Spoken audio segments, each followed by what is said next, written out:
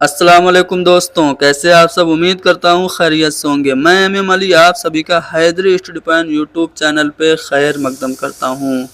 जैसा कि आप जानते हैं कि सीटेट के इम्तिहान के मौके पे हर बार हैदरी स्टडी पॉइंट की जानिब से 3 मैराथन क्लासेज आप लोगों को प्रोवाइड कराई जाती हैं, जो सीटेट उर्दू में 30 में से 30 नंबर दिलाने में काफ़ी मददगार साबित होती हैं। मैराथन क्लास नंबर 1 हमने पब्लिश करा दी है, जिसकी लिंक डिस्क्रिप्शन में है। अगर आप लोगों ने हमारी वो क्लास नहीं देखी है तो ज़रूर देखिए। मैराथन क्लास नंबर 2 में आज हम कुछ चुनिंदा और इम्पोर्टेंट क्वेश्चंस को हल करेंगे।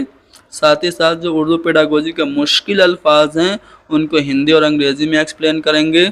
और इस क्लास में हम आपको पैसेज को हल करने का तरीका भी सिखाएंगे कि आप कम वक्त में पैसेज को आसानी से कैसे हल कर सकते हैं। चलिए शुरू करते हैं। पहला सवाल आपके सामने है कि ज़बान की क्लास में अगर तलबा ग्रुप में काम कर रहे हैं तो उन्हें क्या नहीं करना चाहिए। पहले पॉजिटिव पॉइंट को ढूंढिए। ज़्यादा बातचीत करना चाहिए, बिल्कुल। लैंग्वेज की क्लास में ज़्यादा बातचीत से इंटरेक्शन का मौका मिलता है, जो लैंग्वेज डेवलपमेंट में हेल्पफुल होता है। एक दूसरे से सीखना चाहिए, बिल्कुल सीखना चाहिए, क्योंकि एक दूसरे से सीख के ही, एक दूसरे के तबादला ख्याल से ही हम आसानी से ज़बान को सीख सकते हैं। और अफकार व ख्यालात पर तबादला ख्याल तो पॉजिटिव है ही। अब बेचैनी महसूस करना चाहिए, ये नेगेटिव पॉइंट है, क्योंकि ज़बान की क्लास में अगर आप ग्रुप में काम कर रहे हैं और आपको बेचैनी महसूस हो रही है तो आप सही से सीख नहीं पाएंगे। यानी कि ऑप्शन नंबर सी हमारा सही जवाब होगा। अगले सवाल में पूछा जा रहा है कि ज़बान की तदरीस के तरीके में एक उस्ताद से तवक्का की जाती है। मान लीजिए कि एज ए टीचर आप लैंग्वेज टीचिंग कर रहे हैं, तो आपसे क्या एक्सपेक्टेशंस हैं, आपसे क्या हमारी आशाएं होनी चाहिए। आमोजगारों को यानी कि शिक्षार्थियों की, यानी कि लर्नर्स की, जो अपने एक्सपीरियंसेस हैं, जो उनकी खुद के अनुभव हैं, उनकी रोशनी में मालूमात तामीर करने में, यानी कि ज्ञान का सृजन करने में, नॉलेज को क्रिएट करने में आप मदद करें। या फिर आपसे ये उम्मीद की जाती है कि क्लास के लिए निसाब की तामीर करें, यानी कि खुद सिलेबस बनाने बैठ जाएं। या फिर लर्नर्स की अपनी जो टेक्स्ट बुक है वो तैयार करने में मदद करें, यानी कि खुद बच्चों को उनकी पाठ्य पुस्तक तैयार करने के लिए उनकी सहायता करें। या फिर आमोजगारों को माक़बल तामीरात मालूमात फ्राहम करें। तो जाहिर सी बात है, एज ए टीचर आपसे यही तवक्को की जाती है कि जब बच्चे अपने नॉलेज का खुद से क्रिएट करते हैं और अपने प्रीवियस नॉलेज के आधार पर सीखते हैं, तो उसमें आप एज ए फैसिलेटर, यानी कि एक सहूलत रसा के तौर पे, एक मददगार के तौर पर आप काम करें। यानी कि आमोजगारों की अपनी तजर्बात की रोशनी में मालूमात तामीर करने में एज ए टीचर आपको मदद करनी चाहिए। तो ऑप्शन नंबर ए हमारा दुरुस्त है। एज ए टीचर आप लर्नर्स की गलतियों को करेक्ट करते हुए क्या करेंगे। बच्चे की गलतियों को निशानजद करेंगे, गलती की इस्लाह करेंगे, गलतियां दोहराने पे बच्चों को डांटेंगे, या फिर आमोजगारों को तरगीब देने के लिए मुस्बत रवैया अपनाएंगे। तो जाहिर सी बात है, जब बच्चे गलतियां करें तो याद रखिए कि गलतियां अहम होती हैं, तदरीसी आमोजी अमल का हिस्सा होती हैं। ये टीचर और स्टूडेंट दोनों को फीडबैक देती हैं, ये स्टूडेंट को अंतर्दृष्टि देती हैं, इंसाइट यानी कि बसीरत देती हैं। तो एज ए टीचर, हाँ, अगर बच्चे गलतियां कर रहे हैं तो उन गलतियों को सही करते हुए बच्चों को मोटिवेट करने के लिए हमें पॉजिटिव रवैया अपनाना चाहिए। यानी कि हमें उन्हें डांटना नहीं चाहिए कि यार तुम तो हमेशा गलतियां ही करते रहते हो। अगर इस तरह हम करेंगे तो बच्चे का मोरल डाउन होगा। तो हमें गलतियों की इस्लाह करते हुए बच्चे को मोटिवेशन देने के साथ साथ पॉजिटिव अप्रोच अपनाना चाहिए। ऑप्शन नंबर 4 हमारा सही है। दर्ज झेल तरीकों में किस में मादरी ज़बान की मुदाखलत की इजाज़त नहीं है। यानी कि वो कौन सा मेथड है जिसमें हम मदर टंग यानी कि मातृभाषा का प्रयोग नहीं करते। क्या वो ज़ू लिसानी यानी कि बाइलिंगुअल मेथड है, या फिर समय लिसानी तरीका यानी कि ऑडियो लिंगुअल मेथड है, या फिर फितरी तरीका यानी कि नेचुरल मेथड है, या फिर रास्त तरीका यानी कि डायरेक्ट मेथड है। तो डायरेक्ट मेथड में हम मातृभाषा का प्रयोग नहीं करते हैं, यानी कि हम डायरेक्ट टारगेट लैंग्वेज में ही बच्चों को पढ़ाते हैं। तो जो डायरेक्ट मेथड है, प्रत्यक्ष विधि यानी कि रास्त का तरीका है, उसमें मादरी ज़बान के इस्तेमाल की इजाज़त नहीं होती है। मान लीजिए कि आप एक उर्दू के टीचर हैं और आपने रीट का इम्तिहान पास किया और आपका ट्रांसफ़र हो गया राजस्थान में। तो एक उर्दू बोलने वाले मुअल्लिम का राजस्थान के दूर दराज के इलाके में ट्रांसफ़र हो गया। चूँकि उसे वहाँ की मुकामी ज़बान नहीं आती है, इसलिए एज ए टीचर आपको बहुत सारी मुश्किलात का सामना करना पड़ता है।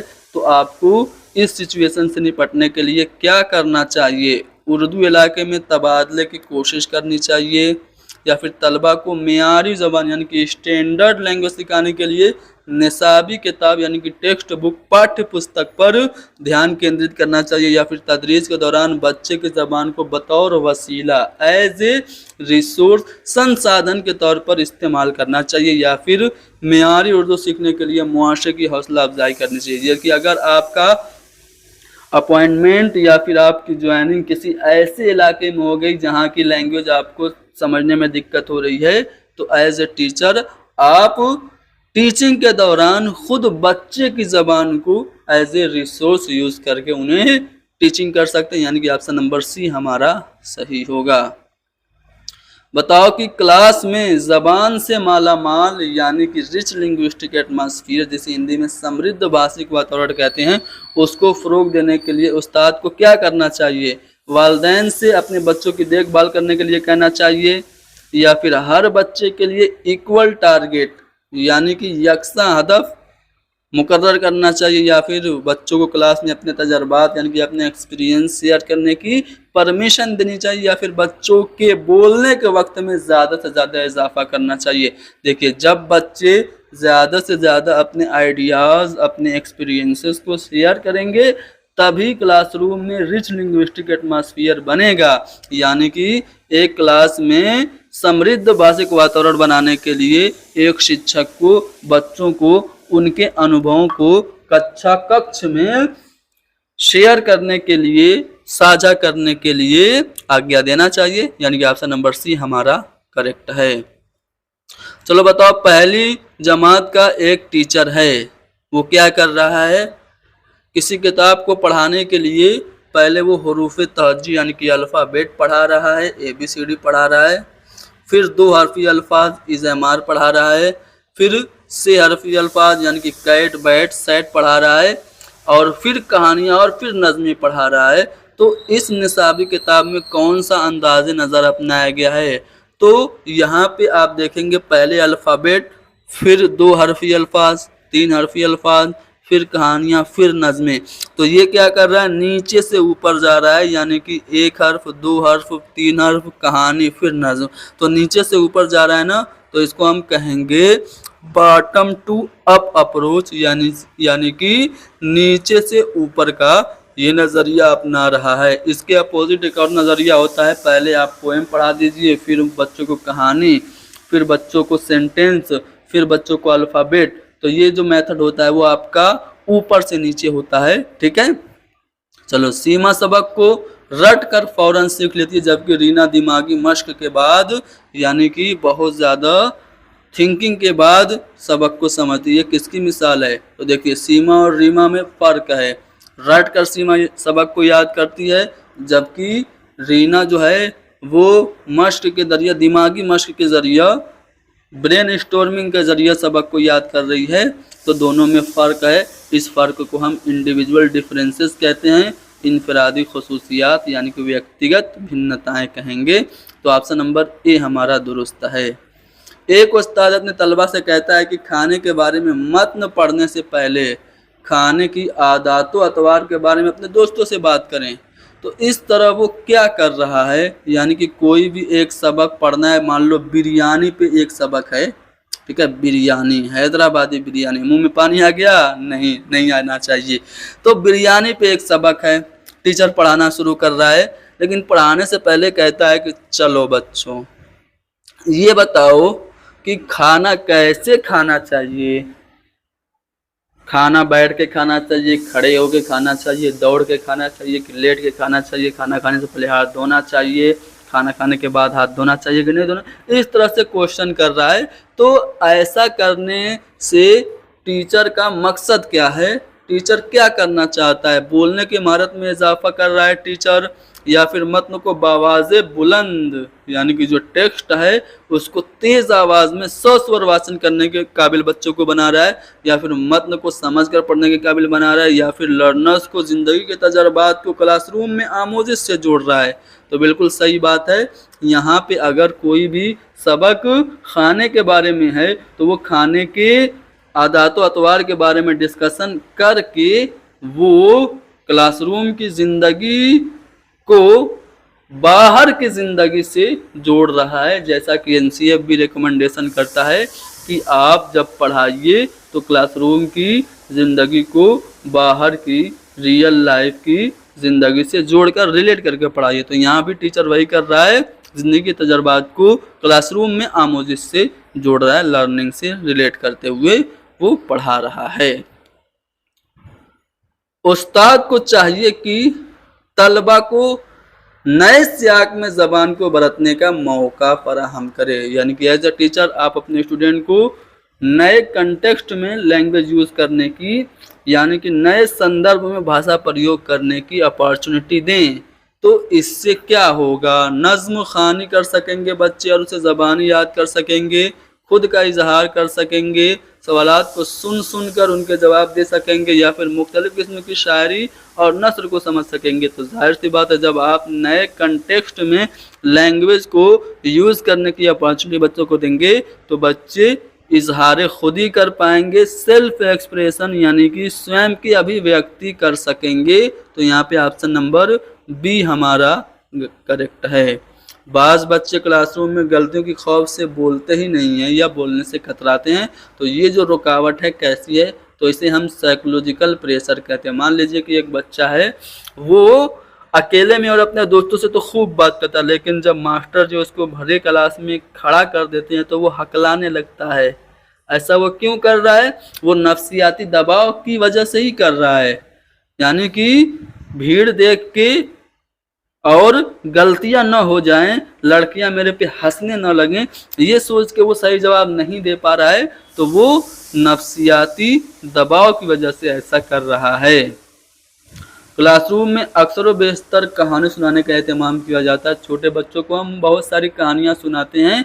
इससे फ़ायदा क्या होता है? बच्चों को मोरालिटी यानी कि बच्चों में अखलाकियात की तालीम होती है, या फिर ये ज़बान को मजमूई तौर पर पेश करती है। इससे मुश्किल अल्फाज सीखने का मौका मिलता है, या फिर इससे तलबा लुत्फ़अंदोज़ होते हैं। तो देखिए, कहानी को एज ए टूल हम क्लासरूम में इसलिए इस्तेमाल करते हैं ताकि बच्चे ज़बान में खुद को इंक्लूड कर सकें, खुद को भाषा में शामिल कर सकें। और ये जो ज़बान में हम कहानी सुनाते हैं, ज़बान की क्लास में जब हम कहानी सुनाते हैं तो ज़बान को हम मजमूई तौर पर पेश करते हैं, यानी कि ऑप्शन नंबर बी हमारा दुरुस्त होगा। क्लासरूम में शर्मीले तालिब इल्म में सेल्फ कॉन्फिडेंस यानी कि खुद एतमादी पैदा करने के लिए एज ए टीचर आप क्या करेंगे?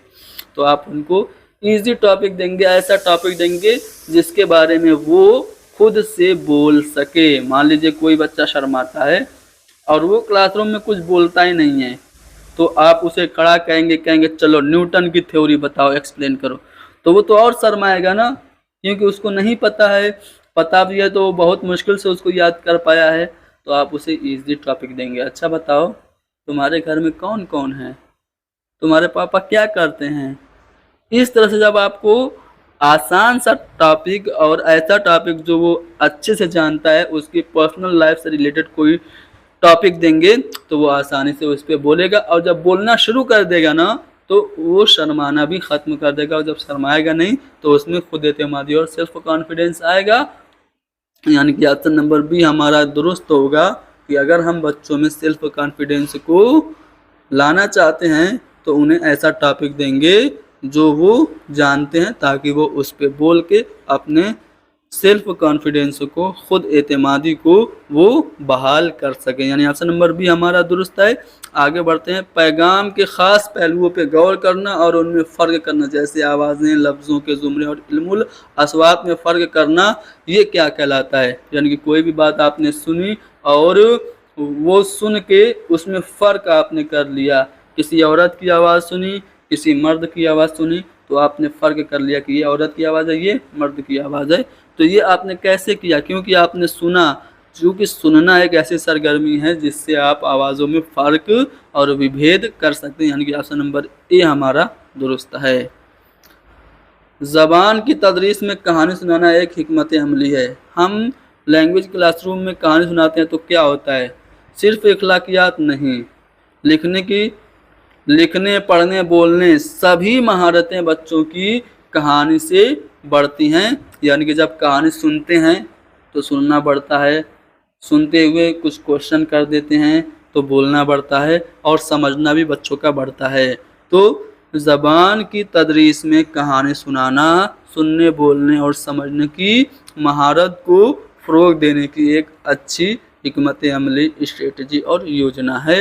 यानी ऑप्शन नंबर सी हमारा सही होगा। पढ़ने के दौरान जब तलबा को नामानूस लफ्ज़ों का सामना होता है तो उन्हें बताया जाना चाहिए कि वो तहरीर को समझने के लिए क्या करें।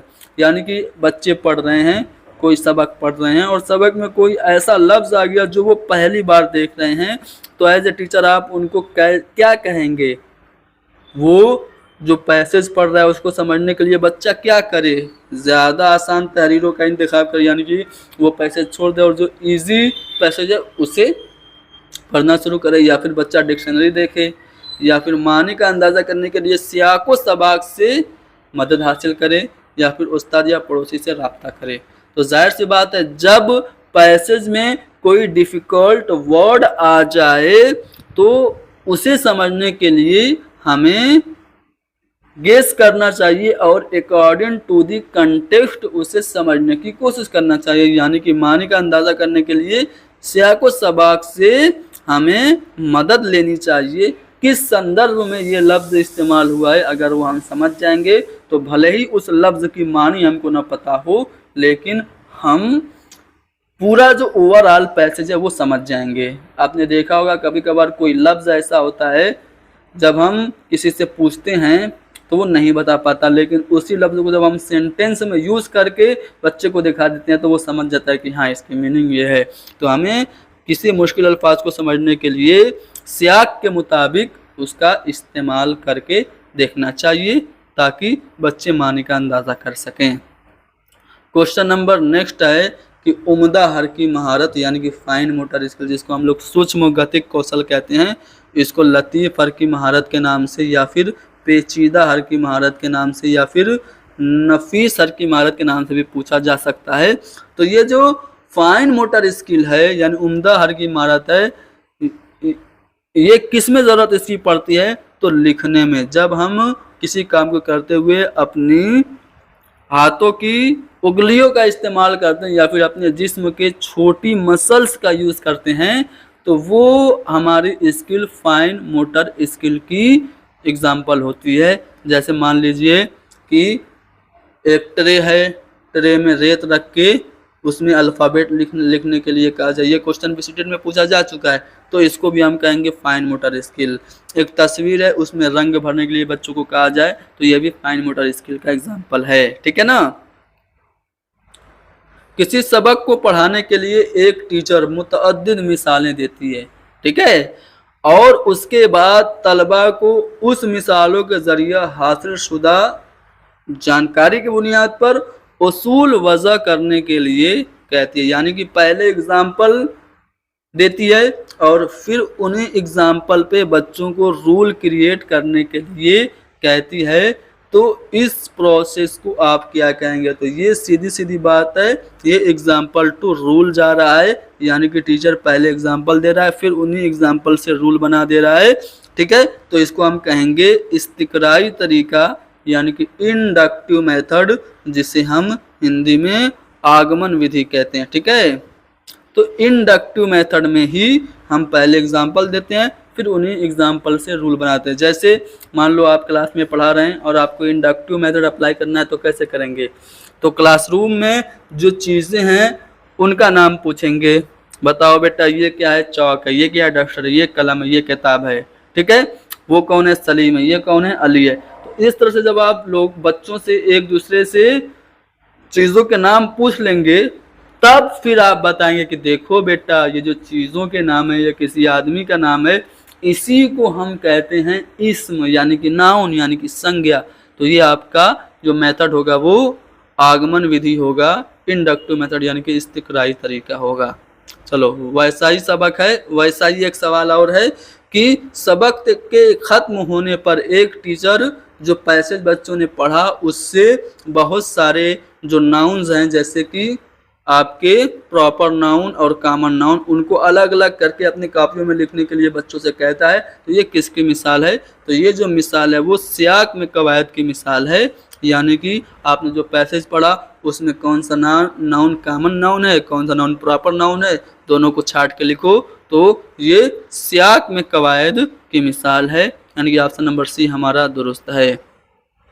देखो वैसा ही सवाल है जो हमने पीछे किया है कि तदरीस के किस तरीके में पहले कवायद के उसूलों पे तवज्जो दी जाती है, फिर उसी बुनियाद पे बहुत सी मिसालें पेश की जाती हैं। देखिए यहाँ पे पहले ही बच्चों को रूल बता दिया गया और फिर उस पर एग्जाम्पल कराए गए हैं, यानी कि पहले ही बच्चों को sine square theta plus cos square theta बराबर 1 बता दिया गया। उसके बाद जहाँ पे भी ये फार्मूला आ रहा है उसके बदले 1 रख दिया जा रहा है, तो इस मेथड को हम क्या कहेंगे? इस्तिखराजी तरीका, यानी कि डिडक्टिव मेथड कहेंगे, जिसे हम निगमन विधि हिंदी में कहते हैं। तो यहाँ पे ये इस्तिखराजी तरीका होगा। समझ में आया दोनों में फ़र्क? अगर पहले एग्जाम्पल है फिर रूल है तो ये इस्तिखराजी तरीका है, और पहले ही रूल बता के फिर एग्जाम्पल कराया गया है तो वो आपका इस्तिखराजी तरीका होगा। ठीक है, रूल टू एग्जाम्पल जब जाएंगे तो वो इस्तिखराजी तरीका होगा। उस्ताद देखता है कि सुरैया अपने जवाबात में ज़माना माजी का इस्तेमाल नहीं कर पाती है। जब एक बच्ची है आंसर करती है तो वो पास्ट टेंस आंसर नहीं कर पा रही है, लेकिन जब उस्ताद उसको समझाता है और उस्ताद की मौजूदगी में और अपने क्लास फेलोज़ की रहनुमाई में वो ज़माना माजी का इस्तेमाल कर लेती है, तो इस रहनुमाई को आप क्या कहेंगे? बताइए। मान लीजिए कि एक बच्ची है वो साइकिल खुद से नहीं चला पा रही है, लेकिन जब उसके भैया या फिर उसके पापा पीछे से सपोर्ट देते हैं तो वो साइकिल को चलाने लगती है। तो ये जो टेम्परेरी हेल्प दी जा रही है इसको हम क्या कहते हैं? याद करो वाइगोस्की को। वाइगोस्की ने स्कैफोल्डिंग का एक कंसेप्ट दिया था जिसको उर्दू में मचान बंदी कहते हैं। तो ये मचान बंदी होगा। ठीक है, किसी काम को बच्चे खुद से नहीं कर पाते हैं तो आप उनको टेम्परेरी हेल्प दीजिए और ज़रूरत पड़ने पे उस हेल्प को हटा लीजिए, तो ये हेल्प स्कैफोल्डिंग कहलाती है। देखो वाइगोस्की का नाम चूंकि आ गया है तो मैं वाइगोस्की से रिलेटेड जो क्वेश्चंस पूछे जाते हैं मैं आप लोगों को बता देता हूँ। सबसे पहले तो आपको पता होना चाहिए कि वाइगोस्की ने सामाजिक विकास का सिद्धांत दिया जिसको हम समाजी नशोनुमा का नज़रिया कहते हैं। सोशियो कल्चरल डेवलपमेंट थ्योरी अंग्रेजी में कहा जाता है। तो इस थ्योरी में इन्होंने 3 चीज़ों को बहुत ही ज़्यादा इम्पोर्टेंट बताया। SCL की से आप याद कर सकते हैं, यानी कि सोसाइटी, कल्चर और लैंग्वेज। ये कहते हैं कि बच्चों में जो विकास होता है ना वो सामाजिक अंतःक्रिया के फलस्वरूप, यानी कि समाजी तामुल के नतीजे में, सोशल इंटरेक्शन के नतीजे में होता है। उन्होंने कहा कि अगर बच्चा किसी काम को करते हुए खुद से बात कर रहा है तो वो अपनी थिंकिंग को रेगुलेट कर रहा है, यानी कि वो अपने तजर्बात को और अपने जो उसके आइडियाज़ हैं उनको वो रेगुलेट कर रहा है, मुनज़्ज़म कर रहा है। और इस चीज़ को ये जो बच्चा खुद से बात कर रहा है वाइगोस्की ने प्राइवेट स्पीच का नाम दिया। ठीक है, साथ ही साथ उन्होंने कहा कि बच्चे का जो मुमकिना सलाहियत है और जो बच्चे की अमली सलाहियत है इसके बीच में भी एक इलाका होता है जिसको उन्होंने जोन ऑफ प्रॉक्सिमल डेवलपमेंट कहा, यानी कि कुर्ब नशोनुमा का इलाका का। मान लीजिए कोई बच्चा खुद से किसी काम को कर ले रहा है और कोई काम ऐसा है जिसके लिए उसको टीचर की मदद लेनी पड़ती है, लेकिन इसके बीच में भी एक ऐसा काम होता है जो कभी कभार बिना टीचर की मदद से, कभी कभार टीचर की मदद से करता है, तो इस इलाके को, इस क्षेत्र को समीपस्थ विकास का क्षेत्र यानी कि zone of proximal development ZPD कहा है वाइगोस्की ने। ठीक है ना। चलो, उस्ताद सिफत की तारीफ करते हुए तलबा से कम अपनी एक खूबी बयान करने के लिए कहता है, तो इस तरीक़ेकार को आप क्या कहेंगे। मान लो मुझे एडजेक्टिव पढ़ाना है, तो मैं सलीम से, अली से, राम से, रहीम से पूछ रहा हूँ कि बताओ सलीम तुम्हारी क्या खुसूसियत है, तो सलीम कहेगा कि सर मैं अक्लमंद हूँ। अली तुम्हारी क्या खुसूसियत है, मैं बहादुर हूँ। ठीक है। राम तुम्हारी क्या खूबी है, सर मैं ईमानदार हूँ। ठीक है। रहीम तुम्हारी क्या खूबी है, तो मैं हमदर्द हूँ। तो यहाँ पे ये जो बच्चों ने अपनी अपनी खूबियाँ बताई, उन खूबियों को बयान करके उस्ताद क्या कहता है कि देखो ये जो सलीम है इसकी अक्लमंदी, अली की बहादुरी, राम की क्या थी जी, राम की ईमानदारी और रहीम की हमदर्दी, ये सभी मिला के सिफत कहलाती हैं। तो क्या कर रहा है, पहले एग्जाम्पल निकाला क्लास से और फिर इसी एग्जाम्पल से रूल बना दिया। तो ये एग्जाम्पल टू रूल जा रहा है, तो इसको हमने पीछे पढ़ा है इस्तिक़राई तरीका यानी कि इंडक्टिव मेथड कहते हैं, यानी कि हमारा जो ऑप्शन नंबर 1 है वो करेक्ट होगा। कौन सा बयान शमूलियाती जमात में यानी कि इंक्लूसिव क्लासरूम में तदरीस ज़बान के भाषा शिक्षण के सिद्धांतों के मुताबिक है। प्रिंट से भरपूर माहौल सीखने में माविन होता है, या फिर तलबा अपने तजुर्बात की बुनियाद पर ज़बान के उसूल वज़ा नहीं कर पाते हैं, या फिर ज़बान स्कूल में रहकर सीखी जाती है, या फिर कवायद का इल्म ज़बान सीखने की रफ्तार को बढ़ा देता है। देखिए, जो इंक्लूसिव एजुकेशन यानी कि समावेशी शिक्षा में भाषा शिक्षण के जो सिद्धांत है वो ये कहते हैं कि जब प्रिंट से भरपूर माहौल होगा, यानी कि ऐसा माहौल जहाँ पे बच्चे ज़्यादा बोल रहे हैं, ज़्यादा सुन रहे हैं, ज़्यादा ज़बान का इस्तेमाल कर रहे हैं, तो वो ज़बान सीखने में माविन होगा, यानी कि ऑप्शन नंबर ए हमारा करेक्ट है। एक बच्चा है क्लास 7 में पढ़ता है, वो बातचीत में तो ठीक है लेकिन पढ़ते हुए बार बार अटक रहा है, तो वो कौन से लर्निंग डिसऑर्डर से दुचार है। क्या उसको डिसकैलकुलिया है यानी कि मैथमेटिकल प्रॉब्लम है, या फिर डिसग्रेफिया, डिसलेक्सिया, या फिर डिस्फेजिया। तो देखिए, पढ़ने में दिक्कत या परेशानी को हम कहते हैं डिसलेक्सिया। अगर बच्चा सा को वाज पढ़ रहा है, न्यूक्लियर को अनक्लियर पढ़ रहा है, तो उसे डिसलेक्सिया है। ठीक है ना। कसीर लसानियत को वसाइल के तौर पर इस्तेमाल करना चाहिए। याद रखिए, जब भी बहुभाषिकता की बात आए तो ये संसाधन के तौर पे कक्षा में प्रयोग होती है, यानी कि एज ए रिसोर्स क्लासरूम में यूज़ होती है। क्यों हमें बहुभाषिकता को संसाधन के तौर पे प्रयोग करना चाहिए? असातिज़ा बहुत सी ज़बान सीख सकें इसलिए, या फिर हर बच्चा इत्मीनान से अपनापन महसूस कर सके, या फिर बहुत सी परेशानियों से बच्चे उलझन में पड़ जाते हैं, या फिर बहुत सी ज़बानें सीख सके। तो याद रखिएगा, बहुभाषिकता को एज ए रिसोर्स इसलिए हमें यूज़ करना चाहिए ताकि हर बच्चा क्लासरूम में अपनापन महसूस कर सके, हर बच्चे को लगे कि हाँ हमारी लैंग्वेज को क्लासरूम में रिस्पेक्ट मिल रही है। तो ऑप्शन नंबर बी हमारा करेक्ट है। इससे लसानी फार्मूला में, 3 लैंग्वेज फार्मूला में जो फर्स्ट लैंग्वेज होती है वो क्या होती है? हमारी मातृ ज़बान या फिर हमारी रीजनल लैंग्वेज होती है। और आगे बढ़ते हैं अगले सवाल पे।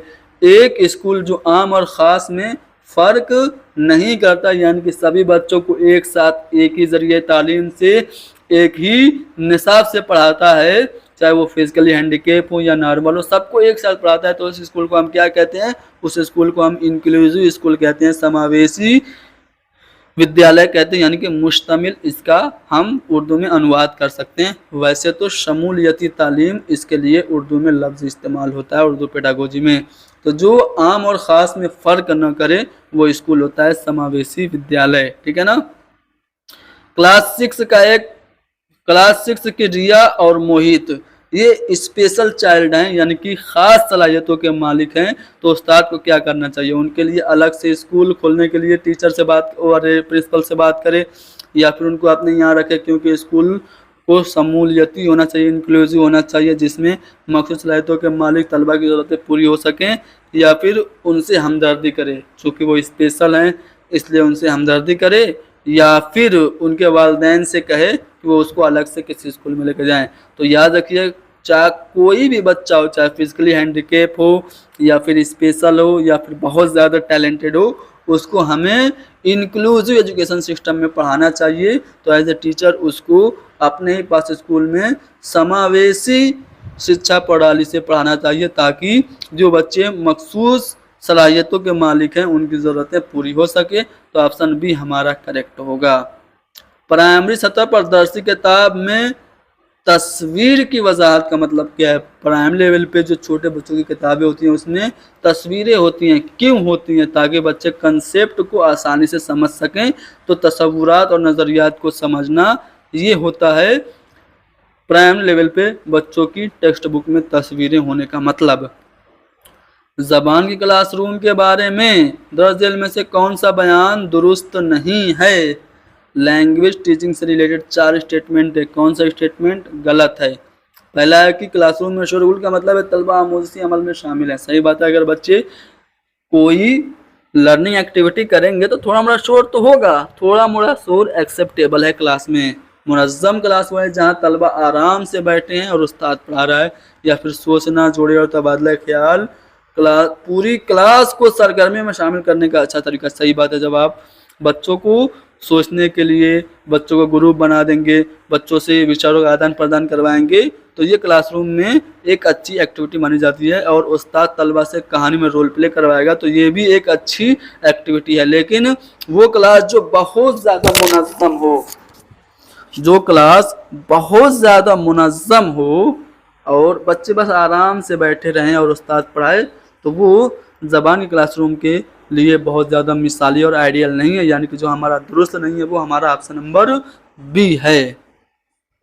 थक गए? बताइए, थक गए? अभी तो 2 घंटे पढ़ना है, थकना नहीं है। चलो, आपके मुताबिक दर्ज झेल में से कौन ज़बानी क्लासरूम का सबसे मुस्तनद मवाद है, यानी कि अथेंटिक टॉपिक है, प्रमाणिक विषय वस्तु है? तो वो तहरीर या फिर वो लिखावट जो क्लासरूम में पढ़ाने के मकसद से तो ना लिखी गई हो, लेकिन क्लासरूम में इस्तेमाल होती हो, तो उसे हम कहते हैं मुस्तनद मवाद। तो यहाँ पे अखबार जो वो मुस्तनद मवाद है, ठीक है ना। जैसे ये देखो, कहाँ गया एक सवाल था, चलो आगे आएगा। बेटी पढ़ाओ बेटी बचाओ वाला एक सवाल था, वो उसमें जो पोस्टर है बेटी बचाओ बेटी पढ़ाओ वाला, वो भी मुस्तनद मवाद है। चलो पहले ये सवाल बता लो कि ज़बान सीखने के दर्ज झेल में से ज़बान सीखने के लिए दर्ज झेल में से कौन सबसे ज़्यादा अहम है? टीचिंग लर्निंग मटेरियल इंपॉर्टेंट है, सोशल इंटरेक्शन, किताबें, या फिर फिल्में या ड्रामे? तो सबसे ज़्यादा इम्पोर्टेंट ज़बान सीखने के लिए समाजी तामुल, सामाजिक अंतर्क्रिया यानी कि सोशल इंटरेक्शन है। तो ऑप्शन बी हमारा करेक्ट है। रिपोर्ट तहरीर करने के बारे में पढ़ाते हुए एक उस्ताद तलबा में अखबार में शायद शुदा रिपोर्टों के कुछ तरह से, यानी कि पेपर कटिंग डिवाइड करता है, डिस्ट्रीब्यूट करता है, तकसीम करता है। वो तलबा से इन रिपोर्टों को पढ़ने और मुशाहिदात लिखने के लिए कहता है, यानी कि बच्चों से कहता है कि आप इन रिपोर्ट को पढ़ो और अपने जो ऑब्जर्वेशंस हैं उनको लिखो। तो क्लासरूम में ये जो पर्चे तकसीम किए गए हैं, ये जो पेपर कटिंग बांटे गए हैं, इनको आप क्या कहेंगे? तदरीस के लिए इमदादी सामान, आमोज़ी के लिए इमदादी सामान, या फिर तदरीसी आमोज़ी मवाद? तो इसे हम कहेंगे तदरीसी आमोज़ी मवाद, यानी कि टीचिंग लर्निंग मटेरियल, शिक्षण सहायक सामग्री। तो ऑप्शन नंबर सी हमारा दुरुस्त है। एक बच्चे जिसका नाम वानी है, वो घर पे ज़्यादा बात नहीं करती लेकिन स्कूल में खूब बातें करती है। तो इसका मतलब क्या है? तो इसका मतलब सीधा सा है कि घर में उसकी बातों को कोई अहमियत नहीं दी जा रही है, लेकिन स्कूल में उसकी बातों को लोग बड़े ध्यान से सुन रहे हैं, उसकी बातों को अप्रिसिएट कर रहे हैं। तो यही वजह है कि अगर कोई बच्ची घर में बात करती है, स्कूल में बात ज़्यादा करती है, घर में बात नहीं करती है, तो इसका मतलब ये है कि स्कूल में उसके ख्यालात का एतराफ़ किया जाता है, यानी कि ऑप्शन नंबर बी हमारा करेक्ट है, ठीक है ना। चौथी जमात का उस्ताद देखता है कि कुछ तलबा चार्ट, फ्लैश कार्ड और स्मार्ट बोर्ड वगैरह के जरिए ज़बान के तस्वुरात को समझने और सीखते हैं। तो उनकी आमोज़िश का ये जो अंदाज़ है वो क्या कहलाता है? देखिए क्या इस्तेमाल कर रहे हैं बच्चे, चार्ट, फ्लैश कार्ड और स्मार्ट बोर्ड। तो ये जो चीज़ें हैं वो कैसी हैं? बसरी हैं, जिस्मानी हरकत शनासी हैं यानी काइनेस्टिक हैं, या फिर कैनेस्थेटिक हैं, या फिर जमालियाती हैं, या फिर समई हैं। तो ये जो फ्लैश कार्ड हो गया, ये जो चार्ट हो गया, ये सब आपके बसरी मवाद हैं यानी कि विजुअल एड्स हैं। तो ऑप्शन नंबर ए हमारा करेक्ट होगा। एक टीचर है, वो क्या कर रहा है, ध्यान से सुनो। एक टीचर पहली जमात के बच्चों से चिड़ियाघर की सैर नाम की तस्वीरी किताब पे गुफ्तगू करती है। एक किताब है जिसमें फोटोज वगैरह हैं और उस किताब का नाम है चिड़ियाघर की सैर। उस पे एक टीचर बच्चों से बातचीत करती है और अपनी बात का आगाज करती है एक सवाल पूछकर कि क्या आप लोगों ने चिड़ियाघर देखा है? तो यहाँ पे वो तलबा की किस तरह मदद कर रही है? सबक को पढ़ाने से पहले बच्चों से सवाल कर रही है। तो वो सवाल क्यों कर रही है? ज़्यादा बड़े ग्रुप के साथ बातचीत के दौरान ज़बान का इस्तेमाल करने का वो मौका दे रही है। मतन से ताल्लुक़ बनाने के लिए साबिक़ा मालूमात यानी कि पूर्व ज्ञान यानी कि प्रीवियस नॉलेज का वो यूज़ कर रही है, या फिर फरहंग की आमोज़िश के लिए किसी जाँच के ज़रिए किसी जाँच की तैयारी कर रही है। तो अगर किसी सबक को पढ़ाने से पहले उस सबक से रिलेटेड कुछ अहम बातें डिस्कशन करवाई जाती हैं, कुछ क्वेश्चंस करवाए जाते हैं, तो इसका मतलब ये होता है कि सबक को प्रीवियस नॉलेज से जोड़ने की कोशिश हो रही है, यानी मतन से ताल्लुक़ बनाने के लिए साबिक़ा मालूमात का इस्तेमाल कर रही है। जैसे चिड़ियाघर के बारे में पढ़ाने से पहले बच्चों से पूछिए चिड़ियाघर देखा है, तो यहाँ पे वो मतन से ताल्लुक़ बनाने के लिए साबिक़ा मालूमात का इस्तेमाल कर रही है। प्रिंट से भरपूर माहौल फराहम करने के लिए सबसे ज़्यादा अहम कौन है? साइन बोर्ड, प्ले कार्ड और सबसे कम अहम, देखो समझो, सबसे कम अहम पूछ रहा है, सबसे कम अहम कौन है? साइन बोर्ड, प्ले कार्ड और लेबल, रेपर वगैरह से भरपूर माहौल, लाइब्रेरी की अलमारियों में रखी हुई किताबें, टीवी, कंप्यूटर, स्मार्टफोन वगैरह जैसे बसरी अशिया, या फिर चार्ट, नोट्स वगैरह लगे हुए क्लासरूम में। तो यहाँ पे अगर आप देखेंगे तो कम इम्पोर्टेंट पूछ रहा है, सबसे कम अहम। तो सिर्फ अगर लाइब्रेरी में किताबें रखी हैं तो लाइब्रेरी की अलमारियों में रखी हुई किताबें थोड़ी प्रिंट से भरपूर माहौल बनाएंगी, ठीक है। तो ये कम इम्पोर्टेंट लाइब्रेरी की अलमारियों में रखी हुई किताबें हैं।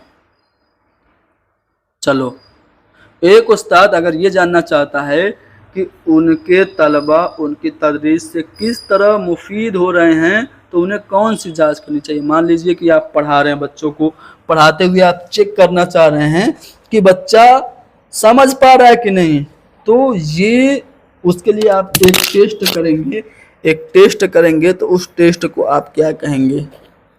तो उस टेस्ट को हम लोग तस्कीली जांच कहेंगे, यानी कि फॉर्मेटिव असेसमेंट कहेंगे, जिसे हम रचनात्मक मूल्यांकन कहते हैं हिंदी में। तालिबे इल्म के अपने लफ्जों में कहानी दोबारा बयान करने से किस जांच में मदद मिलती है? यानी कि आपने बच्चे को कहानी सुनाई और कहा कि चलो बेटा कहानी को अपने लफ्जों में दोबारा बयान करो। तो जब वो दोबारा बयान करेगा कहानी को, तो आप उसका क्या चेक कर पाएंगे? उसकी याददाश्त, उसकी रवानी, उसकी तफहीम या फिर उसकी दुरुस्तगी। तो हम उसकी तफहीम यानी कि अंडरस्टैंडिंग यानी कि समझ को चेक कर पाएंगे अगर बच्चा कहानी को दोबारा अपने लफ्जों में बयान करेगा। तो ऑप्शन नंबर सी हमारा करेक्ट है। ज़बान की आमोज़िश में इजाफा हो सकता है। लैंग्वेज लर्निंग में ग्रोथ कब होगी?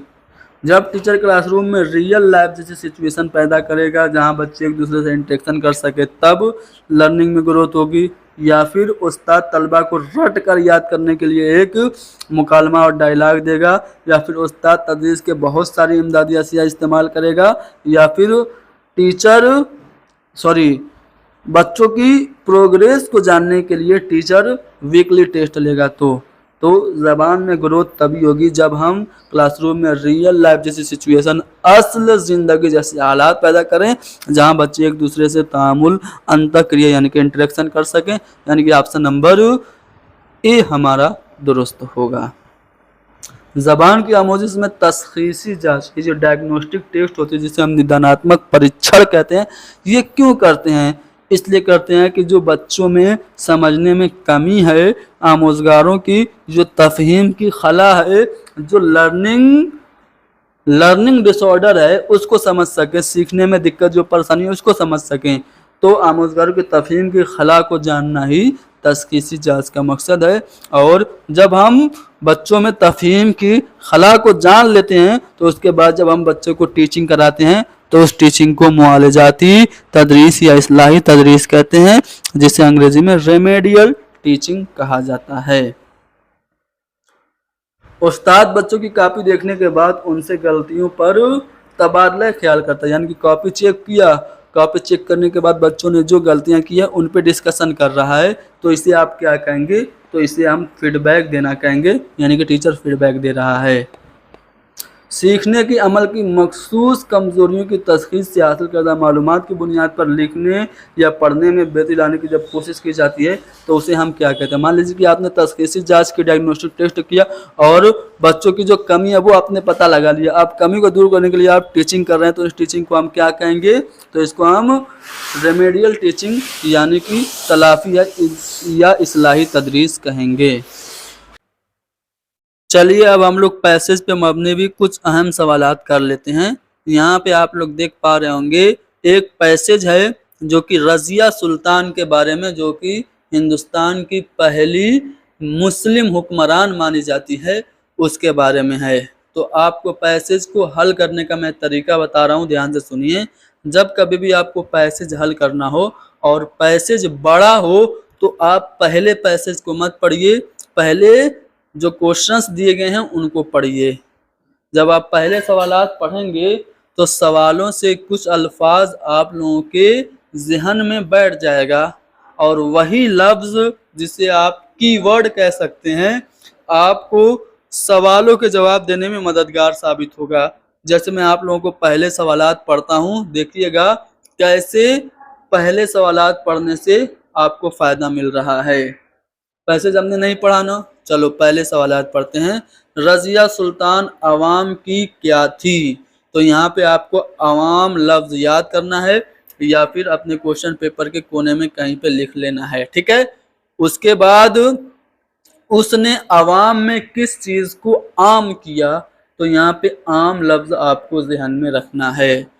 उसके बाद अगले सवाल में ये पूछा जा रहा है कि वो मुल्की मुआमलात में किससे मशवरा लेती थी या मशवरा करती थी? तो यहाँ पे मशवरा लफ्ज आपको ज़हन में बैठाना है।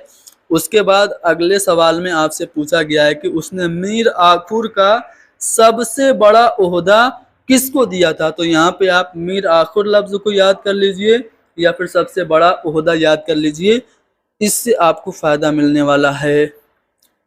रज़िया को किसने तख्त से उतारने की साजिश की? तो यहाँ पे साजिश लफ्ज आपके ज़हन में होना चाहिए।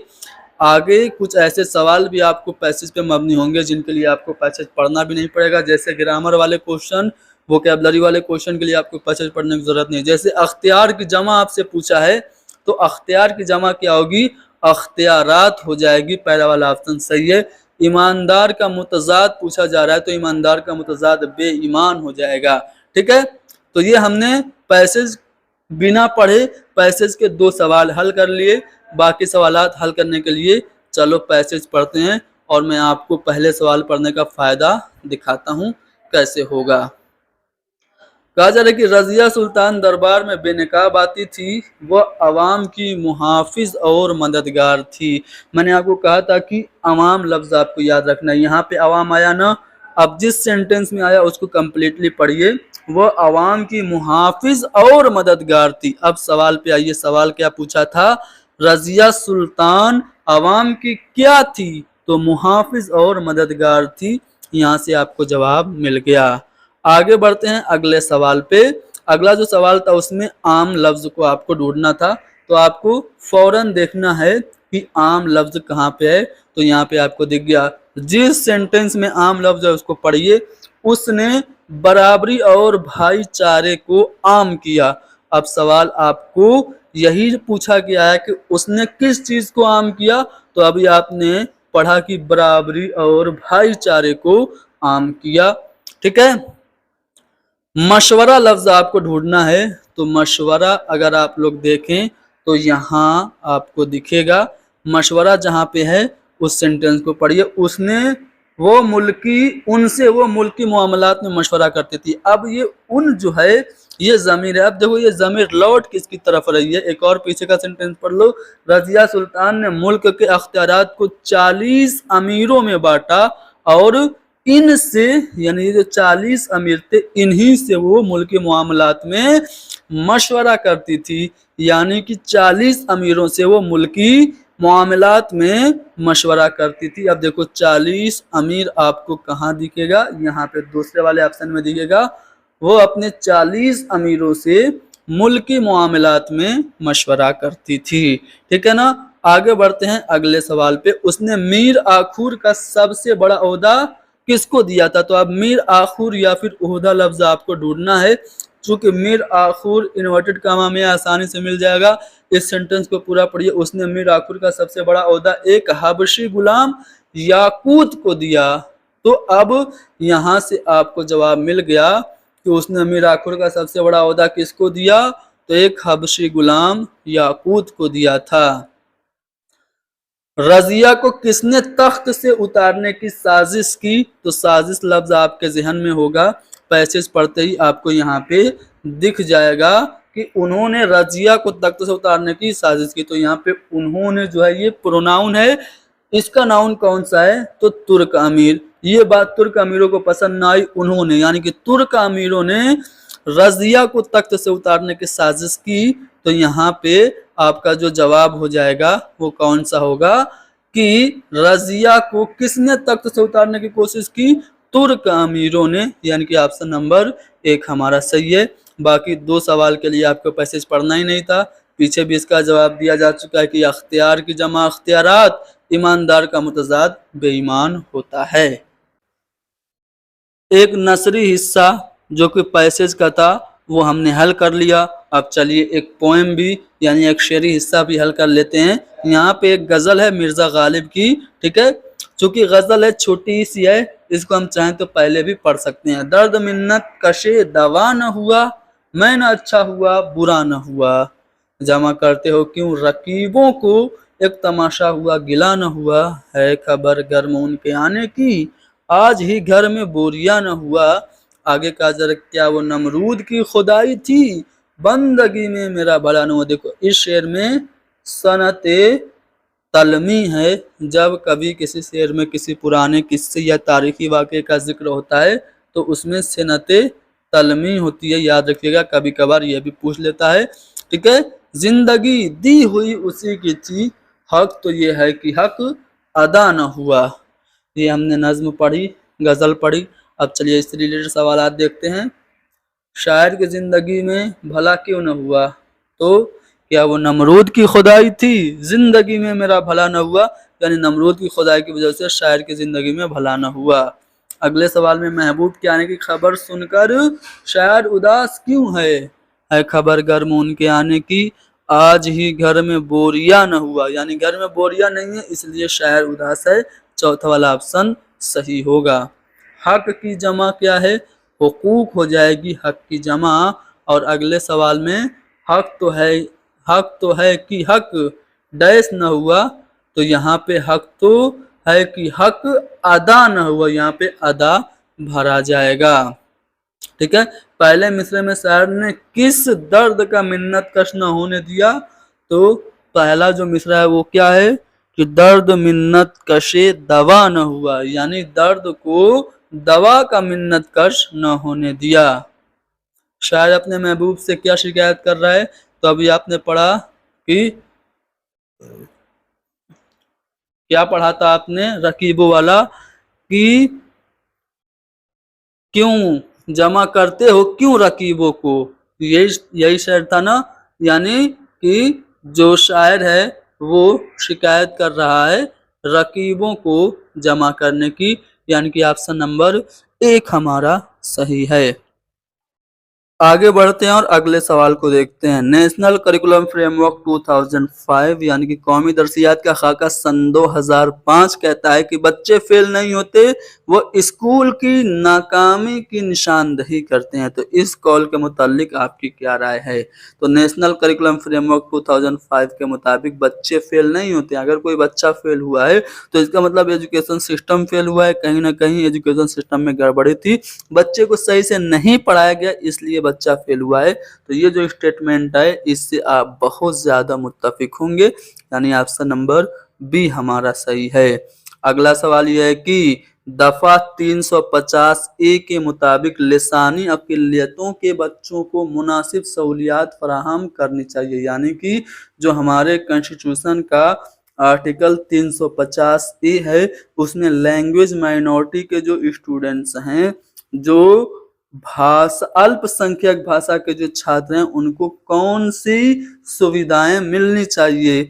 उनकी आबादी में स्कूल होने चाहिए, या फिर प्राइम लेवल पर उनके लिए मिड डे मील होना चाहिए, या फिर प्राइम लेवल पर उनको उनकी मादरी जबान में मदर टंग यानी कि मातृभाषा में तालीम देनी चाहिए, या फिर बुनियादी सतह पर खिलौने और दूसरे आमोसी मवाद की उपलब्धता होनी चाहिए। तो याद रखिएगा, ये जो 7वां संविधान संशोधन एक्ट 1956 में आया था, जिसमें आर्टिकल 350 ए जोड़ा गया, उसके मुताबिक जो अल्पसंख्यक भाषा के छात्र हैं उनको उनकी मातृभाषा में तालीम हासिल करने का हक है।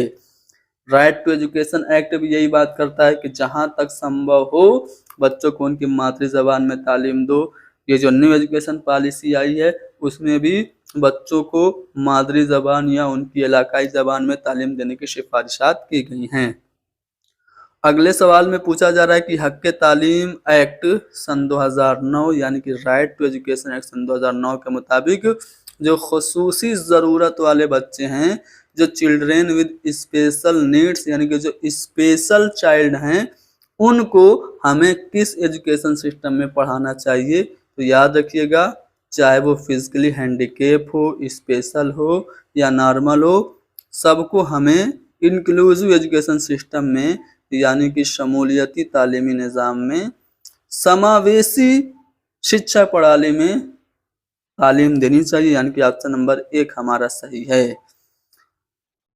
हिंदुस्तानी आइन के किस आर्टिकल में मुफ्त और लाजमी तालीम का जिक्र है? तो अभी जो हमने राइट टू एजुकेशन एक्ट बताया था ना, राइट टू एजुकेशन एक्ट 2009 जो कि 1 अप्रैल सन 2010 को पूरे देश में पास हुआ था, लागू हुआ था, तो उसी को आर्टिकल 21A में रखा गया है, जिसके मुताबिक 6 से 14 साल के जो बच्चे हैं उनको फ्री एंड कंपल्सरी यानी कि निःशुल्क और अनिवार्य मुफ्त और लाजमी तालीम हासिल करने का हक है। तो मुफ्त और लाजमी तालीम का जिक्र आर्टिकल 21A में है। अगला सवाल है कि ज़बानों के तनाजुर में कौमी तालीमी पॉलिसी 2020 किस पे जोर देती है? अगर हम लैंग्वेज के पॉइंट ऑफ व्यू से न्यू एजुकेशन पॉलिसी को देखें तो क्या वो कसीर लिसानियात या लिसानियात या फिर अंग्रेजी मीडियम में पढ़ाने या फिर हिंदी मीडियम में पढ़ाने, किस पे जोर देती है? तो जो न्यू एजुकेशन पॉलिसी है वो बहुभाषिकता यानी कि मल्टीलिंगुअलिज्म, जिसे उर्दू में कसीर लिसानियात कह सकते हैं, उस पे जोर देती है। तो ऑप्शन ए हमारा दुरुस्त है। कौमी तालीमी पॉलिसी 2020 के मुताबिक किस तालीम पर जोर देना चाहिए? तो न्यू एजुकेशन पॉलिसी कहता है कि आप तसव्वुराती तफहीम पे यानी कि कंसेप्ट अंडरस्टैंडिंग पे, सम प्रत्यय की समझ पे जोर दीजिए, रटिए मत। यानी कि तसव्वुरात की तफहीम पे नई तालीमी पॉलिसी जोर देती है। निपुण भारत मिशन का मकसद क्या है? पहले तो निपुण का आप फुल फॉर्म समझिए, national initiative for proficiency in reading with understanding and numeracy, ये इसका फुल फॉर्म है। इसका मकसद है कि जो पहले सन 2025 तक था, लेकिन अब इसमें करेक्शन हुआ है, सन 2026-27 तक जो FLN है उसको पूरा किया जाए, यानी बुनियादी खानदगी अदद-शनासी का हसूल किया जाए। ये हुकूमत हिंद की जानिब से चलाया जाने वाला एक प्रोग्राम है निपुण। ठीक है, एक बच्चा जबान के क्लासरूम में पहली जबान सीखने के दौरान अक्सर मुश्किलात का सामना करता है, तो क्यों करता है? मान लीजिए कि आप की पहली जबान यानी कि आपकी मादरी जबान उर्दू है और आप स्कूल में जाके उर्दू ही सीखने में दिक्कत महसूस कर रहे हैं, तो ऐसा क्यों हो रहा है? स्कूल में अपने जबान की आमोज़िश दिलचस्प नहीं है। घर की जबान के मुकाबले स्कूल की जबान ज्यादा रिवायती होती है। बच्चा वह जबान जानता है और उसी को सीखने का कोई मतलब नहीं है, या फिर स्कूल में उनके लिए जबान की आमोज़िश मुश्किल है। तो देखिए, मान लीजिए कि आपकी मादरी जबान उर्दू है और उर्दू स्कूल में सीखने में आपको दिक्कत इसलिए आ रही है क्योंकि आप घर पे तो उर्दू गैर रस्मी माहौल में सीखे हैं, बड़ों की नकल करके अनुकरण करके सीखे हैं, लेकिन यहाँ पे उस्ताद उसको फॉर्मल तरीके से पढ़ा रहा है, यानी रिवायती अंदाज में पढ़ा रहा है, इसलिए आपको दिक्कत हो रही है। तो घर की जबान के मुकाबले स्कूल की जबान ज्यादा रिवायती होती है, इसीलिए एक बच्चा जबान के क्लासरूम में अपनी मादरी जबान सीखने के दौरान भी परेशानियों का सामना करता है। अगला सवाल कि जब बच्चा पहली बार स्कूल आते हैं तो उस वक्त अपनी मादरी जबान अच्छे से बोलते हैं। जाहिर सी बात है, जब 5 या 6 साल के बच्चे स्कूल में आएंगे तो वो तो घर से मादरी जबान सीख के ही आएंगे। तो जब बच्चे मादरी जबान अच्छे से बोलते हैं तो इस सिचुएशन से निपटने के लिए हमें क्या करना चाहिए? इससे क्या पता चलता है? क्या वो जानते हैं कि किस तरह पढ़ा व लिखा जाए, या फिर उस जबान की चीज़ों को सीखने की ज़रूरत नहीं है, यानी कि मादरी ज़बान जानते हैं तो मादरी ज़बान सीखने की ज़रूरत ही नहीं है, या फिर कम से कम एक ज़बान और उसके कवायद को जानते हैं, या फिर एक ज़बान की तमाम महारतों को मुकम्मल तौर पर सीख चुके हैं। तो अगर बच्चा घर से मादरी ज़बान सीख के आया है तो इसका मतलब यह है कि कम से कम वो एक ज़बान और उसके कवायद को जानता है। कवायद को जानता है तभी तो सिंगुलर प्लूरल में फ़र्क कर पा रहा है, ठीक है। वाहिद जमा जिसको आप उर्दू में कहते हैं उसमें फर्क कर पा रहा है, ठीक है। तो इसका मतलब ये कि वो थोड़ा मोड़ा कवायद जानता है, तमाम महारतों को नहीं जानता, लेकिन वो कम से कम एक जबान और उसके कवायद को जानता है, यानी कि ऑप्शन नंबर सी हमारा सही है। दरअसल में से कौन सा अमल जबान सीखने में बच्चे की मदद करता है? तो बच्चों को लैंग्वेज सिखाने में जो प्रोसेस हेल्पफुल होगा वो होगा आपका रिच लिंग्विस्टिक एटमॉस्फेयर, यानी कि जहाँ पे बच्चों को ज़्यादा बातचीत करने का मौका मिले। पहले वाले ऑप्शन में बच्चों को बात बोलने नहीं दिया जाता है।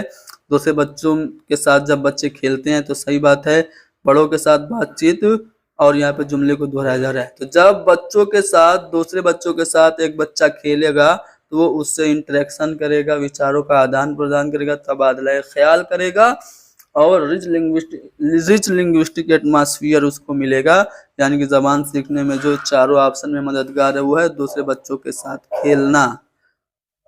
बच्चे जबान सीखने की कुव्वत लेकर पैदा होते हैं, बहुत ही इम्पोर्टेंट स्टेटमेंट है, अक्सर पूछा जाता है। तो ये किसका कौल है? तो ये नोम चॉम्स्की का ये कौल है।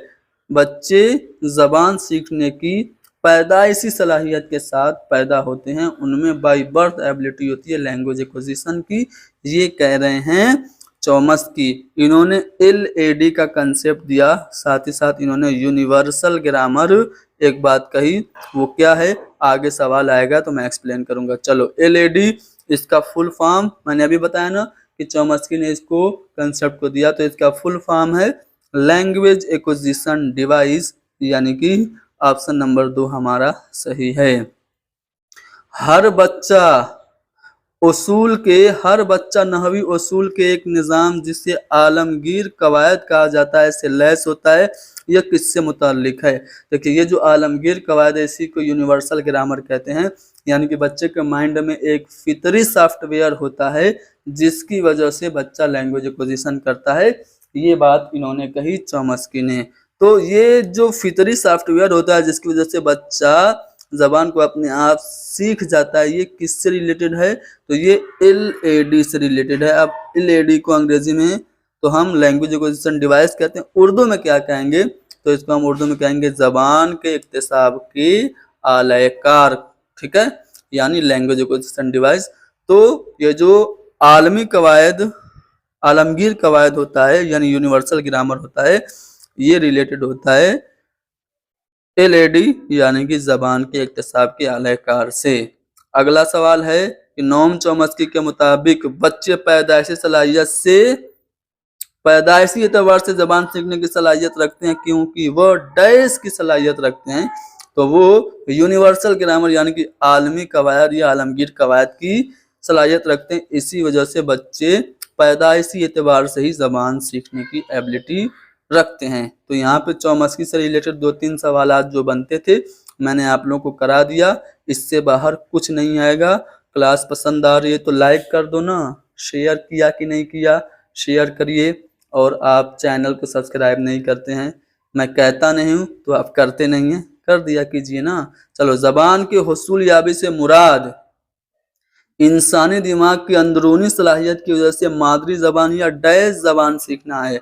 देखो, जो लैंग्वेज एक्विजिशन होता है वो हमारा तशऊरी अमल होता है। हम गैर रस्मी तरीके से बिना उस्ताद के मदद से सीखते हैं। इसमें हम मादरी जबान सीखते हैं। मादरी जबान को हम अपनी पहली जबान भी कह सकते हैं। तो यहाँ पे पहली हमारा जो ऑप्शन है वो सही होगा।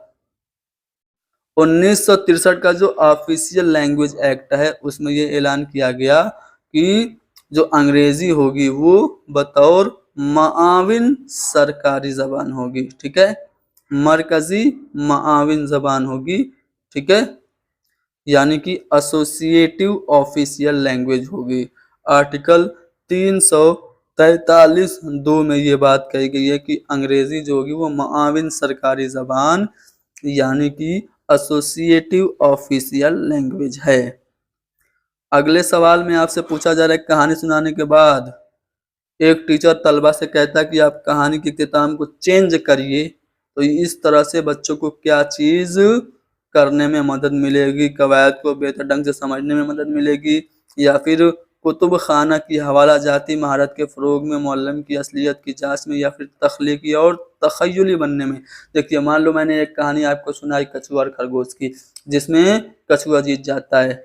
अब मैं आपसे कह रहा हूँ कि चलो बेटा, इस कहानी को आप तोड़ मरोड़ के इस तरह बयान करो कि इसमें कछुआ जीत जाए। सॉरी, कछुआ तो पहले जीता था, इस बार खरगोश जीत जाए।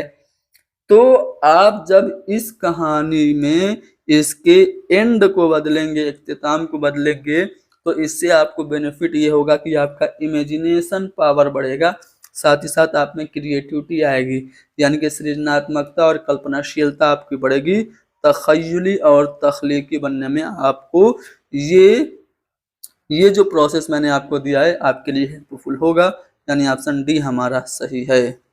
दूसरी जबान की हुसूल याबी यानी कि जो हम सेकेंड लैंग्वेज सीखते हैं उस जबान से मुतासिर होती है जिसे आमोजगार पहले से ही जानता है। तो इसको हम क्या कहते हैं? मान लीजिए कि आप इंग्लिश सीखने जा रहे हैं जो कि आपकी सेकेंड लैंग्वेज है, और उसके लिए आपकी उर्दू यानी कि फर्स्ट लैंग्वेज हेल्पफुल होती है, तो इसे आप क्या कहेंगे? तो इसे हम लैंग्वेज ट्रांसफर यानी तबादला जबान कहेंगे।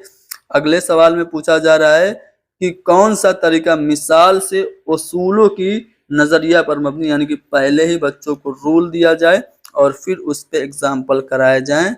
तो ये जो मेथड होता है वो आपका इस्तिखराजी तरीका यानी कि डिडक्टिव मेथड होता है, जिसे हम निगमन विधि कहते हैं हिंदी में। ठीक है, तो यहाँ पे इस्तिखराजी तरीका होगा। इसके अपोजिट एक और तरीका होता है जिसमें पहले हम एग्जाम्पल कराते हैं, फिर उसी एग्जाम्पल की मदद से रूल को क्रिएट कर देते हैं, तो हमारा इस्तिखराजी तरीका हो जाता है। चलो, यहाँ पे देखो, उस्ताद पहले तलबा को अफ़ाल के उसूल समझा देता है और फिर उनसे फ़ेले हाल, फ़ेले माजी और फ़ेले मुस्तकबिल के जुमले बनाने के लिए कहता है। तो वो कौन सा अंदाज़ नज़र अपना रहा है? देखिए, पहले ही फेल के यानी कि वर्ब के रूल बच्चों को बता दिए गए हैं, अफ़ाल के उसूल समझा दिए, यानी पहले ही बच्चों को रूल बता दिया गया, और उसके बाद प्रेजेंट, पास्ट और फ्यूचर के सेंटेंस बनवाए जा रहे हैं, यानी कि पहले रूल फिर एग्जाम्पल करवाए जा रहे हैं। तो ये भी आपका डिडक्टिव मेथड यानी कि आपकी निगमन विधि हो गई, जिसको हम उर्दू में इस्तिखराजी तरीका या फिर इस्तिखराजी अंदाज़ नज़र कह सकते हैं। ऑप्शन नंबर 1 हमारा सही होगा। ज़बान की आमोजिश और हुसूल याबी में फ़र्क क्या है? तो देखो, आमोजिश और हुसूल याबी, आमोजिश जो होती है वो जानबूझकर होती है, जबकि हुसूल याबी यानी कि एक्विजिशन हम फितरी तौर से करते हैं। तो आमोजिश और हुसूल दोनों फितरी होता है, गलत हो गया। आमोजिश और हुसूल दोनों दोनों दानिस्ता होता है, गलत हो गया। आमोजिश दानिस्ता होती है यानी कि लर्निंग हम जानबूझ के उस्ताद की मदद से शऊरी तौर से कॉन्शियसली करते हैं, जबकि हुसूल याबी हम अनकॉन्शियसली तौर शऊरी अमल में करते हैं, बिना किसी उस्ताद की मदद से, फितरी तौर से। तो आमोजिश दानिस्ता होती है और हुसूल फितरी होती है। यहाँ पे जो सी वाला ऑप्शन है ना, वो हमारा करेक्ट होगा। अगले सवाल में आपसे पूछा जा रहा है कि माहिरीन लिसानियात के मुताबिक कौन सा बयान दुरुस्त है। तो यहाँ पे भी पिछले वाले क्वेश्चन की तरह लैंग्वेज लर्निंग और लैंग्वेज एक्विजिशन में फर्क आपसे पूछा जा रहा है। आपको बताना है कौन सा वाला ऑप्शन सही है। देखो, चारों सेंटेंस में पढ़ता हूँ, ध्यान से सुनिएगा। जबान का इक्तिसाब यानी कि लैंग्वेज एक्विजिशन फितरी होता है और तौता शऊरी होता है, यानी कि अनकॉन्शियसली होता है। हम अनजाने में बिना किसी कोशिश के, बिना किसी उस्ताद की मदद से लैंग्वेज एक्विजिशन करते हैं, बिल्कुल सही बात है। जबान की आमोजिश यानी कि लैंग्वेज लर्निंग जो होती है, भाषा अधिगम जो होता है, वो दानिस्ता तौर पर होता है। हम किसी उस्ताद की मदद से जानबूझ के सीखते हैं और ये शऊरी अमल है, कॉन्शियस प्रोसेस है। ये बात भी सही है। अब इसमें से दो ही सही है, तो बाकी दो ऑप्शन पढ़ना भी फजूल है। ए और बी यानी कि आपका पहला वाला ऑप्शन सही हो गया। फिर भी हम पढ़ देते हैं ताकि आप लोग को समझ में आ जाए। देखिए, आमोजिश को फितरी बताया जा रहा है, तो आमोजिश फितरी नहीं होती है, बल्कि आमोजिश जानबूझ के की जाती है। और यहाँ पे जबान का इक्तिसाब दानिस्ता तौर पे बताया जा रहा है, क्योंकि जबान का इक्तिसाब अपने आप बच्चे करते हैं। तो ये वाला स्टेटमेंट गलत हो गया। तो ए और बी आपका जो स्टेटमेंट है वो सही है, यानी कि ऑप्शन नंबर 1 आपका करेक्ट होगा। कौमी दर्सियात का खाका यानी कि नेशनल करिकुलम फ्रेमवर्क 2005 के मुताबिक बच्चे जो हैं वो क्या होते हैं? आमोजगार बतौर मालूमात का मेमार है, यानी कि learner as a knowledge creator है, या फिर आमोजगार एज ए नॉलेज रिसीवर है, या फिर लर्नर को बहुत सारी लैंग्वेजेस सीखनी चाहिए, या फिर अंदाज़ा कद्र यानी कि इवेल्युएशन को पैसेज पे मबनी होना चाहिए। तो कौमी तालीमी पॉलिसी हो या फिर आपका कंस्ट्रक्टिविज्म, जो रचनावादी मनोवैज्ञानिक हैं, उनका मानना यह है कि बच्चे अपने इल्म की तश्कील खुद से करते हैं, यानी कि जो आमोजगार होते हैं वो मालूमात को बनाने वाले, मालूमात के मेमार यानी कि कंस्ट्रक्ट करने वाले होते हैं। तो यहाँ पे ऑप्शन नंबर 1 हमारा सही है। डिसग्राफिया से रिलेटेड यहाँ पे 4 स्टेटमेंट हैं, कौन सा स्टेटमेंट गलत है ये आपको बताना है। पहला कि यह आमोजगार के मबसूत अंदाज में लिखने की महारत को मुतासर करता है, सही बात है। डिसग्राफिया में लिखने में दिक्कत और परेशानी आती है। दूसरा, ये हर्फ, आदाद और कागज पर लफ्जों को मुनज़्ज़म करने में मुश्किल होता है। यहाँ पे भी लिखने से रिलेटेड बात हो रही है कि लफ्जों को मुनज़्ज़म नहीं कर पाता, सिस्टमेटिक तरीके से लफ्जों को उतार नहीं पाता, यानी लिखने में दिक्कत है। ये बात भी सही है। ये नाकिस हिज्जिया और ख़राब तहरीर वगैरह का सबब बनता है, ये बात भी सही है। लेकिन यहाँ पे तीसरे वाले ऑप्शन में कहा जा रहा है कि ये कुल हर की महारतों और मंतिकी सोच को मुतासर करता है। तो डिसग्राफिया की वजह से कुल हर की महारत यानी कि ग्रॉस मोटर स्किल प्रभावित नहीं होती, बल्कि फाइन मोटर स्किल यानी कि सूक्ष्म गतिक कौशल, जिसे आप नफीस हर की इमारत या फिर लतीफ हर की इमारत या फिर उम्दा हर की इमारत के नाम से जानते हैं, वो प्रभावित होती है। तो यहाँ पे अगर ये लिखा होता कि यह नफीस हर की महारत और मंतिकी सोच को मुतासर करता है, तो ये स्टेटमेंट करेक्ट हो सकता था। लेकिन यहाँ पे ग्रास मोटर स्किल की बात हो रही है, कुल हर की महारत की बात हो रही है, इसलिए वाला स्टेटमेंट हमारा गलत हो गया। यानी कि हमारा जो करेक्ट आंसर होगा वो ऑप्शन नंबर 3 होगा। एक स्टूडेंट है, सॉरी, अपने तलबा के कम ग्रेड को जानने के लिए उस्ताद क्या कर रहा है? टेस्ट कर रहा है। मान लीजिए कि आप एक टीचर हैं और आपने कोई टेस्ट लिया जिसमें बच्चों ने बहुत बुरा परफॉर्मेंस किया, बहुत कम नंबर हासिल किए, तो आप दोबारा टेस्ट ले रहे हैं ताकि आप ये जान सके कि बच्चे ने परफॉर्मेंस इतना बुरा क्यों किया। तो ये जो आप दोबारा टेस्ट करेंगे, इस टेस्ट को आप क्या कहेंगे? इसको हम तशखीसी जांच यानी कि डायग्नोस्टिक टेस्ट, जिसे हम निदानात्मक परीक्षण कहते हैं, कहेंगे। तो ऑप्शन 1 हमारा दुरुस्त है।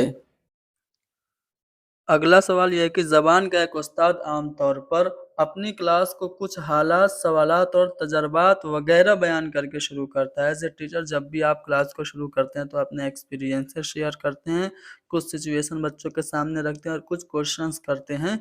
तो आप इसे आप क्या कहेंगे? तो इसे हम लोग मा क़ब्ल पढ़ाई का काम कहेंगे, यानी पढ़ने से पहले की एक्टिविटी।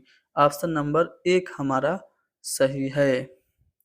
बुनियादी ख़्वानदगी और बुनियादी नंबर शुमारी की बुनियादी शराइत क्या है? अब बुनियादी ख़्वानदगी और बुनियादी नंबर शुमारी क्या होती है? तो इसको अंग्रेज़ी में FLN कहते हैं। आपने जो निपुण भारत पढ़ा होगा, उसमें सन 2026-27 तक इसी FLN के टारगेट को कंप्लीट करने की बात कही गई है, यानी कि फंडामेंटल लिटरेसी एंड न्यूमेरेसी, जिसे हम हिंदी में बुनियादी ख़्वानदगी और नंबर शुमारी कहते हैं। तो इसकी जो बुनियादी शर्त है वो क्या है कि जो बच्चे हैं उनको पढ़ना लिखना और आदाद का यानी कि नंबर्स का बुनियादी इल्म हो जाए।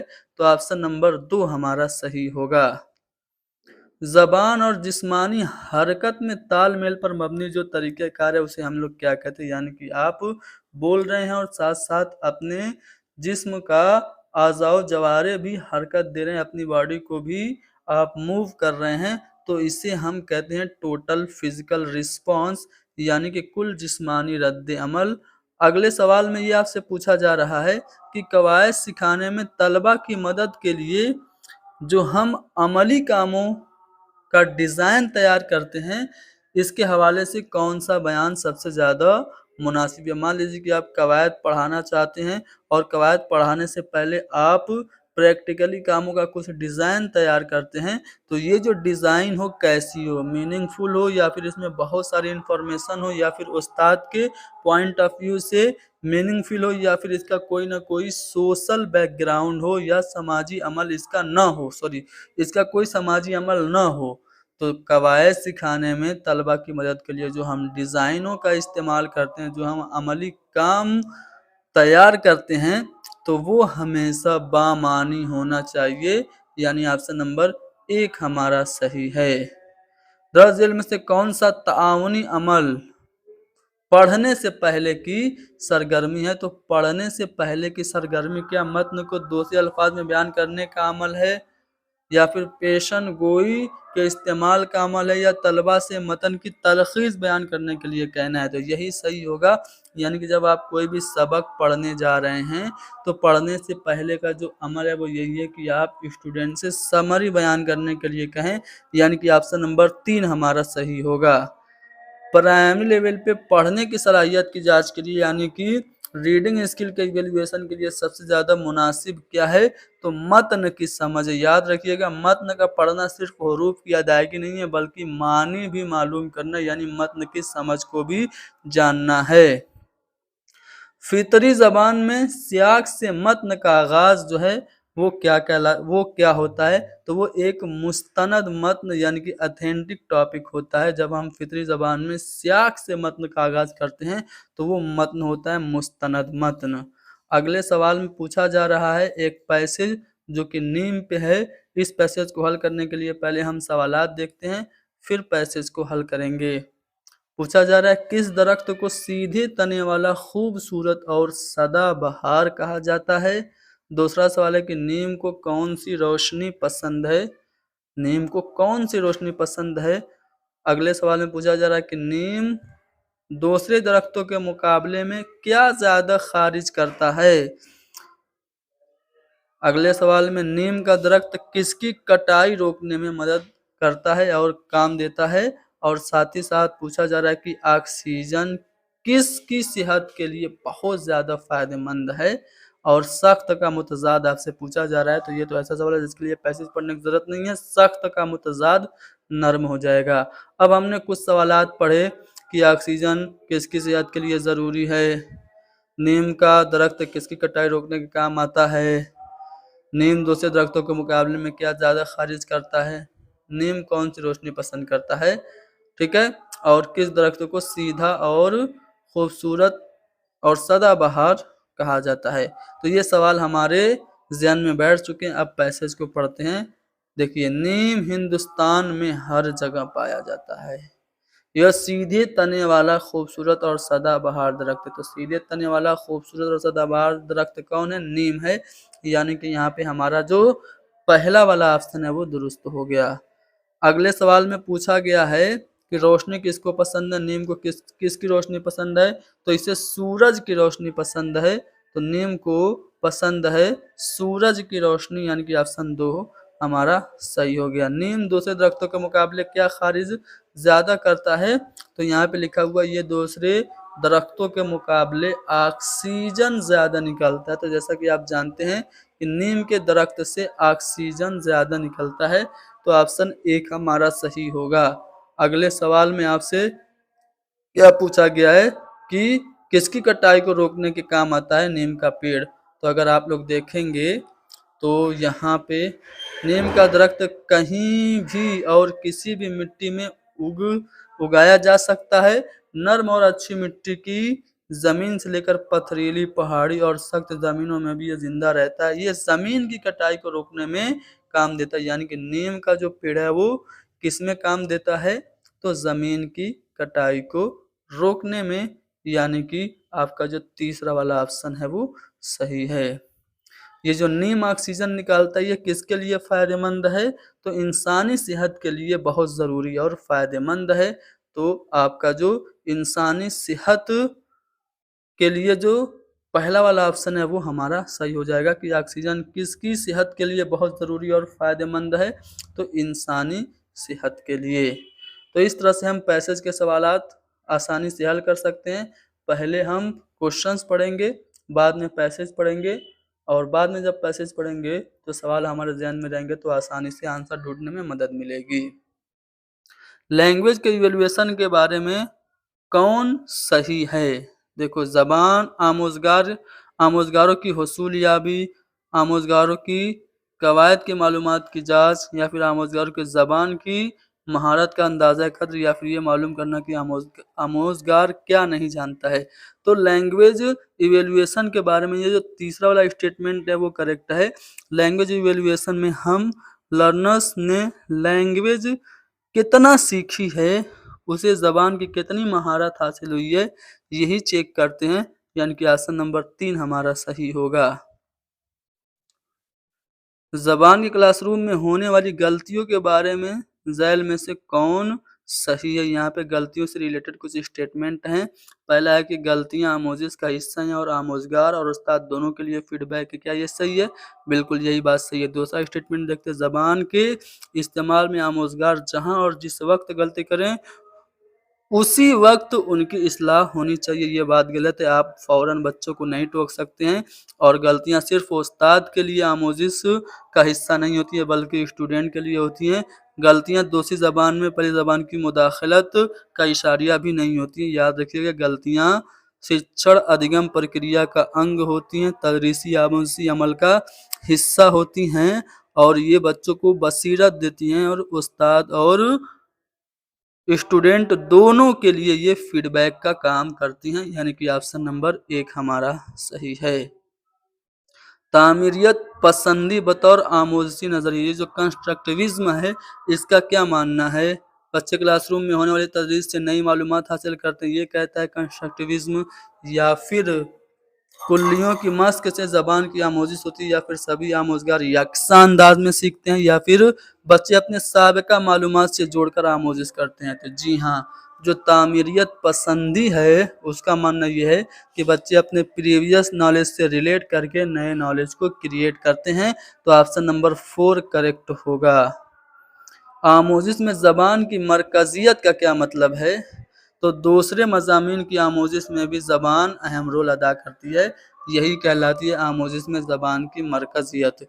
जब आप साइंस पढ़ाएंगे, सोशल साइंस पढ़ाएंगे, तो किसी न किसी लैंग्वेज में ही तो पढ़ाएंगे। आप न्यूटन का फार्मूला पढ़ाएंगे कि every action has equal and opposite reaction. तो ये आपने इंग्लिश लैंग्वेज यूज़ करते हुए ये फार्मूला पढ़ाया, ये नियम पढ़ाया। तो इस तरह से हर सब्जेक्ट को पढ़ाने के लिए साइंस, सोशल साइंस या फिर कोई भी अदर सब्जेक्ट पढ़ाने के लिए आपको ज़बान का इस्तेमाल करना पड़ता है। तो आप कह सकते हैं कि दूसरे मज़ामीन की आमोज़िश में ज़बान का रोल होता है। अगर बैकग्राउंड में नॉइज़ अगर आपको जा रही होगी तो उसको इग्नोर कीजिएगा, हमारी बात को ध्यान से सुनिए। एक उस्ताद है, वो क्या कर रहा है, होटल का मेन्यू कार्ड जो है उसको बोलने की सरगर्मी के लिए इस्तेमाल करता है और वो 4 तलबा पर मुश्तमिल एक ग्रुप बनाने के लिए कहता है और वो कहता है कि मेन्यू कार्ड को देख करके तकरीबन 1500 रुपए का खाना मंगवाएं, ऑर्डर करें। उसका मकसद तलबा को बोलना सिखाना है और तरसीली महारत यानी कि कम्युनिकेटिव स्किल की स्ट्रेटजी बताना है। तो यहाँ जो होटल का मेन्यू कार्ड है, जो कि बच्चों के लिए बोलने की सरगर्मी के लिए इस्तेमाल हो रहा है, बच्चों के लिए कम्युनिकेशन स्किल बढ़ाने के लिए इस्तेमाल हो रहा है, इस मेन्यू कार्ड को हम लोग क्या कहेंगे? तो इसे हम ज़बान की तदरीस के लिए मवाद कहेंगे, यानी कि ऑप्शन नंबर 1 हमारा करेक्ट होगा। ज़बान की मिसाली निसाब मुश्तमिल है, यानी जो लैंग्वेज का आइडियल सिलेबस होता है वो किस पर मबनी होता है? तो तदरीस व आमोज़िश के मकासिद पर, मवाद, अमल और अंदाज़े कद्र पे। यानी कि जब हम मिसाली सिलेबस बनाएंगे एक ज़बान का तो उसमें हम टीचिंग लर्निंग के मकसद को इंक्लूड करेंगे, टॉपिक को और प्रोसेस यानी कि मश्क को उसमें शामिल करेंगे और साथ ही साथ वो मुश्तमिल होगा अंदाज़े कद्र यानी कि मूल्यांकन पर भी। तो ऑप्शन नंबर 1 हमारा सही है। इस्तिफ़ाइयत पसंदी यानी कि इलेक्टिसिज्म, ये क्या है?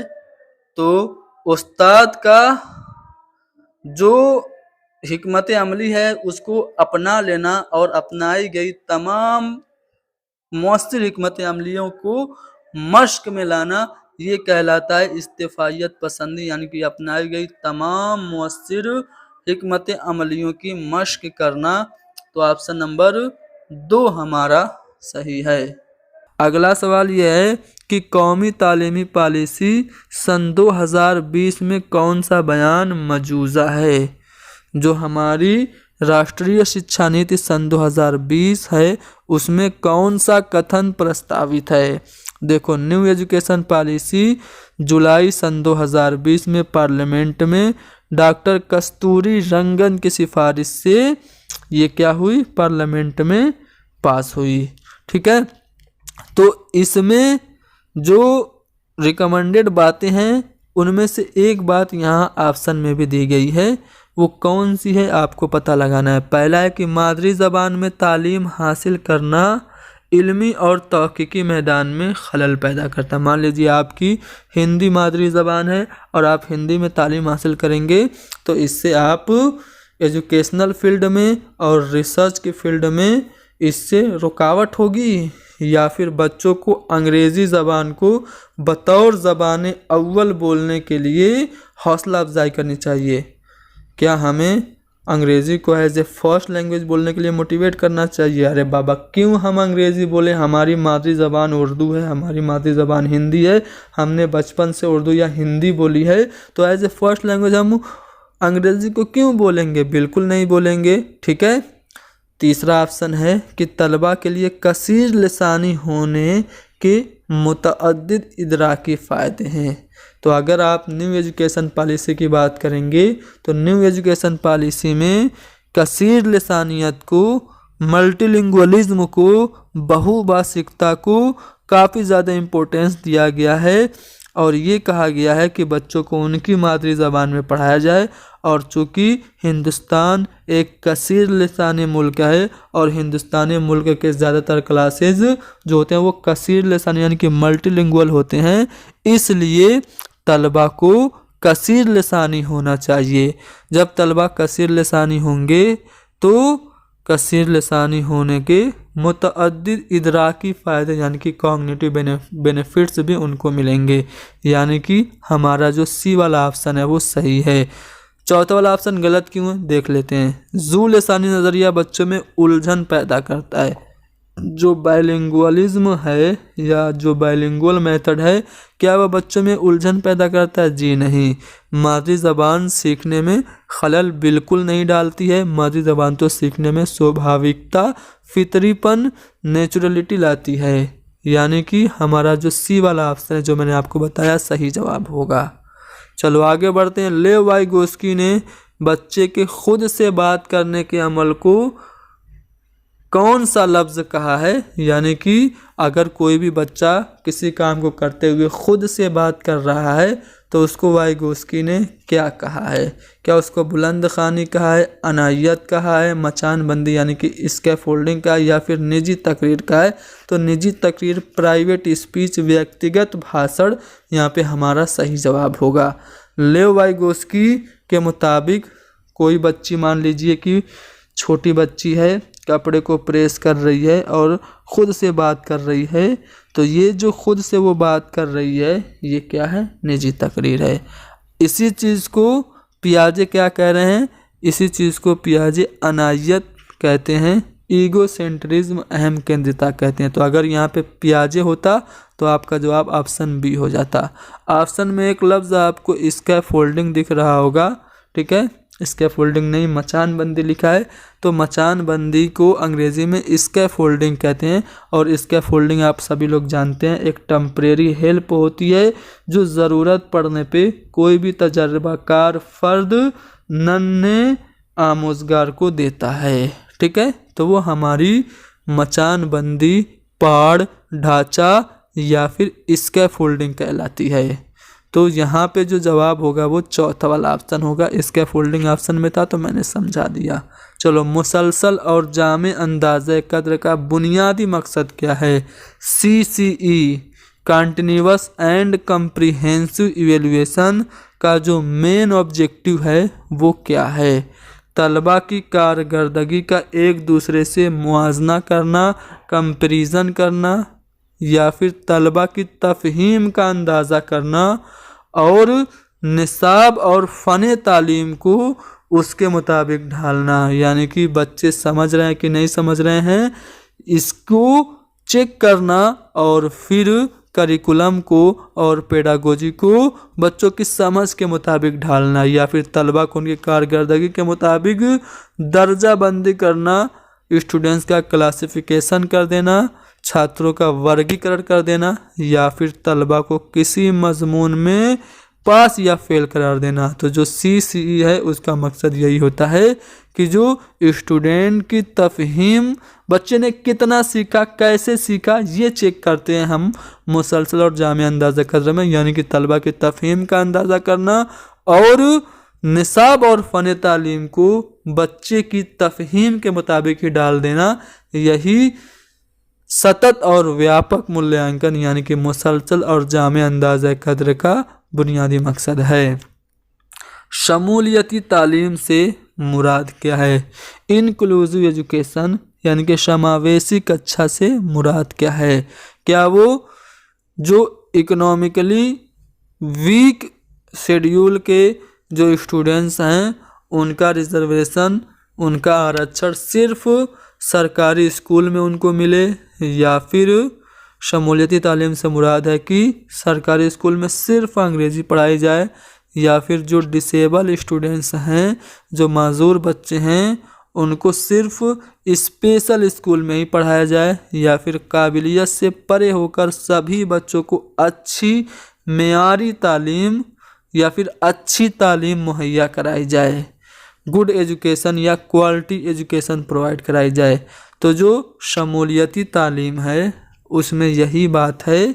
शमूलियती तालीम कहता है कि चाहे बच्चा नॉर्मल हो, चाहे फिजिकली हैंडीकैप हो, चाहे कि विजुअली इम्पेयर्ड हो, या फिर एक्सेप्शनल हो, स्पेशल हो, कैसा भी बच्चा हो, सभी को एक ही वक्त पे एक ही तरह से एक ही तरीक़ाकार से हमें पढ़ाना है।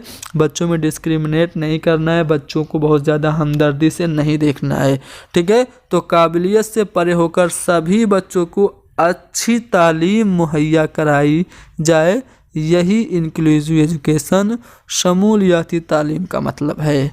ऑप्शन नंबर 4 हमारा सही होगा। देखो, कम सवालात मैं करा रहा हूँ लेकिन अच्छे से करा रहा हूँ। आप लोगों का कंसेप्ट क्लियर जब होगा तो आप जब पेडागोजी के सवालात एग्ज़ाम हॉल में पढ़ेंगे तो ये सभी कंसेप्ट को आप जहन में लगा के जब आप सवालात पढ़ेंगे तो इजीली क्वेश्चन सॉल्व होते जाएंगे। तो ज़्यादा सवालात पे मत जाइए, कम सवालात लेकिन अच्छे से उनको कीजिए। चलो, लड़कियों को ज़बान और आर्ट लेने के लिए मोटिवेट करना। अरे बेटी, चलो तुम आर्ट्स ले लो या फिर कोई हिंदी या इंग्लिश लैंग्वेज पढ़ लो, मैथ और साइंस तुम्हारे बस की बात नहीं है। तो ये किसकी मिसाल है? तो ये जेंडर बायस की मिसाल है। इसको आप जेंडर स्टीरियोटाइपिंग भी कह सकते हैं। आम तौर से जो लड़के होते हैं वो मैथ में अच्छे होते हैं और लड़कियां बायोलॉजी में अच्छी होती हैं। अगर मैं ये कह रहा हूँ तो मैं भी एक जेंडर बायस्ड आदमी हूँ। कभी भी हम सिर्फ के लिहाज से किसी भी चीज़ को नहीं बांट सकते। लड़के हो के रोते हो, ये भी अगर मैं सेंटेंस कह रहा हूँ तो भी मैं जेंडर बायस्ड हूँ। तो यहाँ पे इस सवाल में जेंडर बायस यानी कि सिन्फी जानिबदारी हमारा जो पहला ऑप्शन है वो सही जवाब होगा। चलो आगे बढ़ते हैं। तामीरियत पसंद नज़रिया वाले जो हैं वो बच्चे को किस तरह देखते हैं? जो कंस्ट्रक्टिविज्म के मानने वाले हैं वो बच्चे को क्या कोरा कागज़ की तरह देखते हैं? तो याद रखिएगा, बच्चे कोरा कागज़ नहीं होते हैं बल्कि तजर्बात का ख़जाना उनके पास होता है जब वो स्कूल जाते हैं। इल्म हासिल करने में गैर फ़आल, निष्क्रिय, इनएक्टिव होते हैं या फिर इल्म की तश्कील में फ़आल। तो जो रचनावादी जो मनोवैज्ञानिक हैं उनका मानना यह है कि बच्चे ज्ञान का सृजन करते हैं, सक्रिय रूप से करते हैं। तो यहाँ पे तामीरियत पसंदी नज़रिया वाले बच्चे को इल्म की तश्कील में एक्टिव, सक्रिय और फ़आल मानते हैं, यानी कि ऑप्शन सी हमारा सही होगा। कौन सा रिवाज शमूलियत को, इंक्लूज़न को, समावेशन को बढ़ावा देता है? फिज़िकली सज़ा यहाँ पे होगा, फिज़िकली पनिशमेंट यानी कि शारीरिक दंड, या फिर मुकाबला जाती यानी कि कॉम्पिटिटिव एग्ज़ाम के लिए पढ़ना, या फिर तनव्वु की ताज़ीम। अब ये तनव्वु क्या होता है? इसको हम विभिन्नता कहते हैं, वेरिएशन कहते हैं, या फिर मेयारी यानी कि स्टैंडर्ड सिलेबस या स्टैंडर्ड करिकुलम। तो शमूलियत को बढ़ावा देगा तनव्वु की ताज़ीम। जब हम हमारे मुल्क में जो विभिन्नताएं हैं, जो वेरिएशंस हैं, उनकी जब रिस्पेक्ट करेंगे तभी क्लासरूम में शमूलियत यानी कि समावेशन यानी कि इंक्लूज़न होगा। अगर क्लास में हिंदी, अरबी, फ़ारसी, भोजपुरी, कन्नड़, तमिल सभी ज़बान के बोलने वाले बच्चे हैं और इस क्लासरूम की आप वेरिएशन को रिस्पेक्ट के तौर पे देखेंगे तभी आपका क्लास इंक्लूसिव क्लास का बेस्ट एग्जाम्पल कहलाएगा। तो यहाँ पे ऑप्शन सी हमारा सही होगा। चलो, आमोजिश से मुताल्लिक कौन सा बयान दुरुस्त है? लर्निंग से रिलेटेड यहाँ पे 4 स्टेटमेंट्स हैं। पहला है, तलबा सबसे अच्छा तब सीखते हैं जब वो उन सरगर्मियों में शामिल होते हैं जो उनके सियाक के मुताबिक हो या फिर उनके सियाक के मुताल्लिक ना हो, या फिर तलबा बेमानी यानी कि जो नॉनसेंस एक्टिविटीज़ होती हैं उनमें पार्टिसिपेट करते हैं तो अच्छा सीखते हैं, या फिर मैकेनिकल एक्टिविटीज़ में जब बच्चे पार्टिसिपेट करते हैं तब सबसे अच्छा सीखते हैं। तो सिंपल सी बात है, बच्चों की लर्निंग तभी बेहतर तरीके से होगी जब सियाक के मुताबिक कोई चीज़ हो, यानी कि तलबा सबसे अच्छा तभी सीखते हैं जब वो ऐसी गतिविधियों में भाग लेते हैं जो उनके संदर्भ के अनुसार हो, कंटेक्स्ट के अकॉर्डिंग हो, यानी कि ऑप्शन नंबर फर्स्ट हमारा सही होगा। एक नए मजमून का तारुफ करते वक्त उस्ताद को ऐसे सवालात पूछने चाहिए जो, मान लीजिए कि आप एक टीचर हैं और आप किसी ऐसे सब्जेक्ट को पढ़ाने जा रहे हैं जो बच्चे पहली बार पढ़ने जा रहे हैं, तो एज ए टीचर आप बच्चों से कैसे सवालात करेंगे? क्या ऐसे सवालात करेंगे जो अननोन हो या फिर जो बच्चों के कॉग्निटिव लेवल से बहुत परे हों? बच्चे पढ़ रहे हैं अभी 5 में और आप उनसे पीएचडी वाले सवालात कर देंगे, या फिर पढ़ाए जाने वाले सब्जेक्ट से रिलेटेड क्वेश्चंस करेंगे, या फिर पढ़ाए जाने वाले सब्जेक्ट को बच्चों के प्रीवियस नॉलेज से, साबिका मालूमात से, पूर्व ज्ञान से जोड़ने वाले सवालात करेंगे। तो एज ए टीचर हमें किसी भी नए सब्जेक्ट को पढ़ाते वक्त ऐसे क्वेश्चंस करने चाहिए जो बच्चों को प्रीवियस नॉलेज को प्रेजेंट नॉलेज से जोड़ दे, यानी कि ऑप्शन नंबर 4 हमारा सही होगा। अगला सवाल कि कवायद की तालीम के लिए सबसे मुफीद तरीका कौन सा है? Best method for grammar teaching, तो वो है हमारा इंडक्टिव मेथड, यानी कि इस्तिक़राई तरीका, जिसे हम हिंदी में आगमन विधि कहते हैं। आगमन विधि में क्या होता है, पहले हम एग्जाम्पल देते हैं फिर रूल बताते हैं। कौमी दरसियात या खाका सन 2005 यानी कि नेशनल करिकुलम फ्रेमवर्क 2005, राष्ट्रीय पठचर्या की रूपरेखा सन 2005 प्राइमरी सतह पर किस ज़बान को ज़रिए तालीम बनाने की रिकमेंडेशन करता है? तो NCF 2005 हो या फिर हमारा राइट टू एजुकेशन एक्ट हो या फिर हमारी न्यू एजुकेशन पॉलिसी 2020 हो या फिर हमारे संविधान में आर्टिकल 350A हो, ये सभी सिफारिश कर रहे हैं कि बच्चों को मादरी ज़बान में तालीम दो। क्यों? क्योंकि मादरी ज़बान में तालीम से सीखने में स्वाभाविकता आती है, फितरीपन आता है। तो यहाँ पे मादरी ज़बान जो है वो हमारा सही जवाब होगा। राइट टू एजुकेशन एक्ट 1 से 8 तक बच्चों को मादरी ज़बान में तालीम हासिल करनी चाहिए, ये सिफारिश कर रहा है, और 1 से 8 तक बच्चों को फेल नहीं करना है। राइट टू एजुकेशन एक्ट 1 अप्रैल सन 2010 को हमारे मुल्क में पूरी तरह से नाफिज हुआ था। हमारे कॉन्स्टिट्यूशन के आर्टिकल 21A में ये इंक्लूड है, जिसमें 6 से 14 साल के बच्चों को निःशुल्क और अनिवार्य, फ्री एंड कंपलसरी, मुफ्त और लाजमी तालीम हासिल करने का हक है। चलो आगे बढ़ते हैं अगले सवाल पे। मीनदर्जा जेल में से कौन सी ज़बानी महारत की तदरीस के लिए सबसे मुनासिब सरगर्मी है? Which activity is most appropriate for the language developments? तो भाषा शिक्षण के लिए भाषा की कौशल की महारत, भाषा के कौशल में शिक्षण को अच्छी तरह से देने के लिए जो सबसे उचित विधि है वो है हमारी क्लास में रोल प्ले कराना, ठीक है, नाटक कराना, किरदारों के ज़रिए बातचीत कराना। तो ऑप्शन बी हमारा सही होगा। उस्तानी कक्षा को तलबा को कुछ पर्चियों पे अधूरे जुमले लिख कर देती है। पर्चियाँ बनाई है टीचर ने और बच्चों को पर्चियों पे इनकम्प्लीट सेंटेंस लिख के दे देती है और तलबा को हर अधूरे जुमले को उसके सही जुमले से मिलाने के लिए कहती है। तो क्लासरूम में ये जो एक्टिविटी कराई जा रही है इसका मकसद क्या है? तो इसका मकसद ये है कि जो सेंटेंस फॉर्मेशन है वो सिखाया जाए, सही जुमलों की सही साख्तियात पर तवज्जो मरकूज़ कराई जाए। इसीलिए पर्चियों पे आधा सेंटेंस लिखा जाता है और आधा बच्चों से मिलवाया जाता है। तो जुमलों की सही साख्तियात पर, करेक्ट स्ट्रक्चर पे, सही संरचना पे ध्यान देने के लिए ये एक्टिविटी क्लासरूम में कराई जा रही है, यानी कि ऑप्शन नंबर 1 हमारा सही होगा। अगला सवाल ये कि वह नक्श जिसमें लतीफ़ हर की महारत यानी कि फाइन मोटर स्किल इफ़ेक्ट हो और लिखने में दिक्कत या परेशानी हो उसे हम क्या कहेंगे? उसरे किताबत या फिर उसरे किरात? उसरे किताबत को हम डिसग्रेफिया कहते हैं और उसरे किरात को हम डिसलेक्सिया कहते हैं।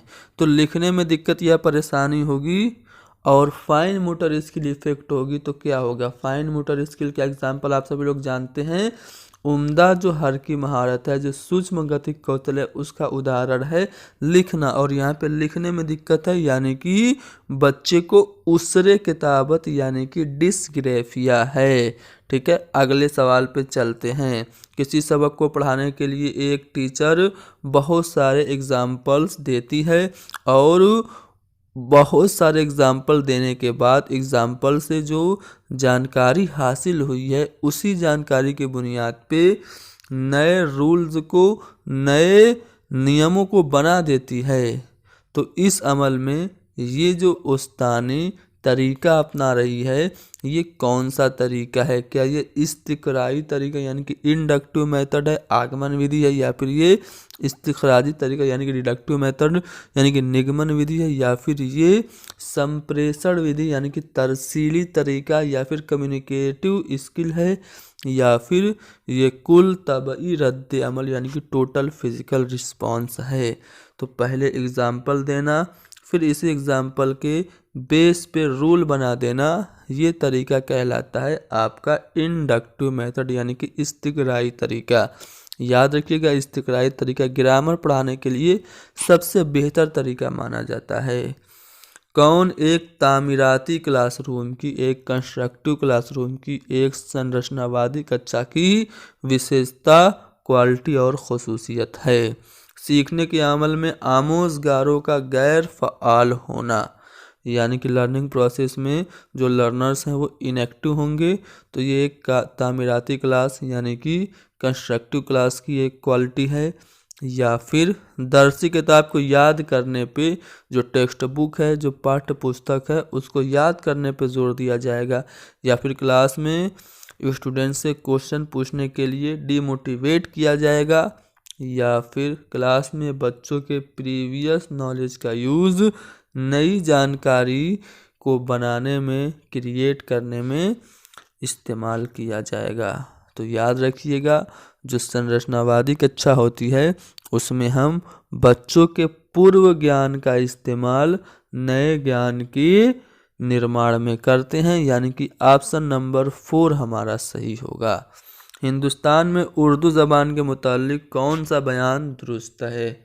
ये जो उर्दू है क्या एक सरकारी ज़बान है, या फिर ये हमारे कॉन्स्टिट्यूशन की 8वें शेड्यूल में शामिल ज़बानों में से एक है, या फिर ये हमारी नेशनल लैंग्वेज यानी कि एक कौमी ज़बान है, या फिर सभी बयान सही हैं?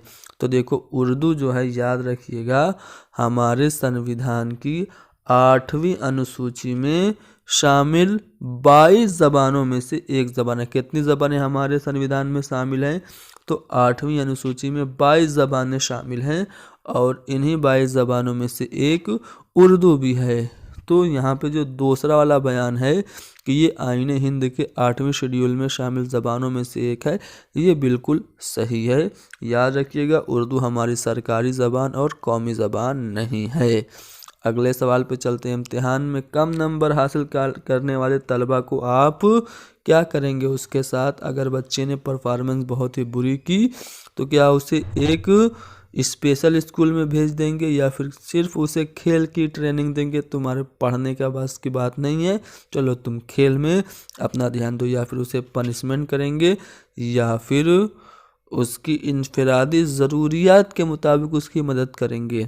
तो अगर बच्चे ने कम नंबर हासिल किया है तो हो सकता है उसमें कुछ इंडिविजुअल डिफरेंसेस हों, तो हम इंडिविजुअल डिफरेंसेस के बेस पे उसकी हेल्प करेंगे, यानी कि ऑप्शन नंबर 4 हमारा सही होगा। चलो बताओ, कुल जिस्मानी रद्द अमल जिसको हम टोटल फिजिकल रिस्पॉन्स कहते हैं, कैसे तलबा के लिए हेल्पफुल होगा? जो करके सीखते हैं वैसे तलबा के लिए, जो सुनकर सीखते हैं, जो पढ़कर, या फिर जो तस्वीर देखकर सीखते हैं, कैसे तलबा के लिए? तो टोटल फिजिकल रिस्पॉन्स में जो बच्चा होता है वो अपने शारीरिक क्रियाओं के ज़रिए किसी भी एक्टिविटी को करता है। इसलिए जो बच्चे करके सीखते हैं ना, करके सीखने वाले बच्चों के लिए TPR मेथड, कुल जिस्मानी रद्द अमल जो तरीका है वो ज़्यादा मुफीद होगा, ज़्यादा फ़ायदेमंद होगा। किसके नज़रिया में? ज़बान बच्चों के इदराकी नशोनुमा में अहम किरदार निभाती है। तो जो वाइगोस्की हैं उन्होंने अपना सोशियो कल्चरल डेवलपमेंट थ्योरी दी, जिसमें उन्होंने सोसाइटी को, उसके बाद कल्चर को और लैंग्वेज को, इन 3 चीज़ों को बहुत ही ज़्यादा अहम करार दिया। और उन्होंने कहा कि बच्चे सोशल इंटरेक्शन से ज़बान सीखते हैं, और जो संस्कृति और जो भाषा है वो बच्चों के विकास में महत्वपूर्ण भूमिका निभाती है। यानी कि वाइगोस्की के मुताबिक ज़बान बच्चों के इदराकी नशोनुमा में अहम किरदार निभाती है। अगला सवाल है कि वाइगोस्की के मुताबिक बच्चे कैसे सीखते हैं, नकल करके या फिर मुकाबला यानी कि कंपटीशन से, या फिर इनाम के लिए कोशिश करके और सज़ा के से लिए बच के, या फिर साथियों से तामुल करके। तो वाइगोस्की के मुताबिक बच्चे इंटरेक्शन से, अपने साथियों से कन्वर्सेशन करके, बातचीत करके सीखते हैं, यानी कि ऑप्शन नंबर 4 हमारा सही होगा। नई तालीमी पॉलिसी 2020 क्या सिफारिश करती है? तो सिंपल सी बात है, न्यू एजुकेशन पॉलिसी में बहुभाषिकता को, मल्टीलिंगुअलिज्म को, कसीर लिसानियत को बढ़ावा देने की बात की गई है। तो ऑप्शन नंबर 1 हमारा सही होगा। क्वेश्चन नंबर 25 है कि शमूलियती तालीम के लिए क्या ज़रूरी है? जो आपकी समावेशी शिक्षा है उसके लिए लचीला फ़न तालीम यानी कि फ्लेक्सिबल पेडागोजीज, या फिर लचीली शिक्षा शास्त्र ज़रूरी है, खूबसूरत इमारत ज़रूरी है, स्टैंडर्डाइज्ड इवेलुएशन यानी कि मेयारी अंदाज़े कद्र, मानकीकृत मूल्यांकन ज़रूरी है, या फिर मेयारी निसाब, स्टैंडर्डाइज्ड करिकुलम क्या ज़रूरी है?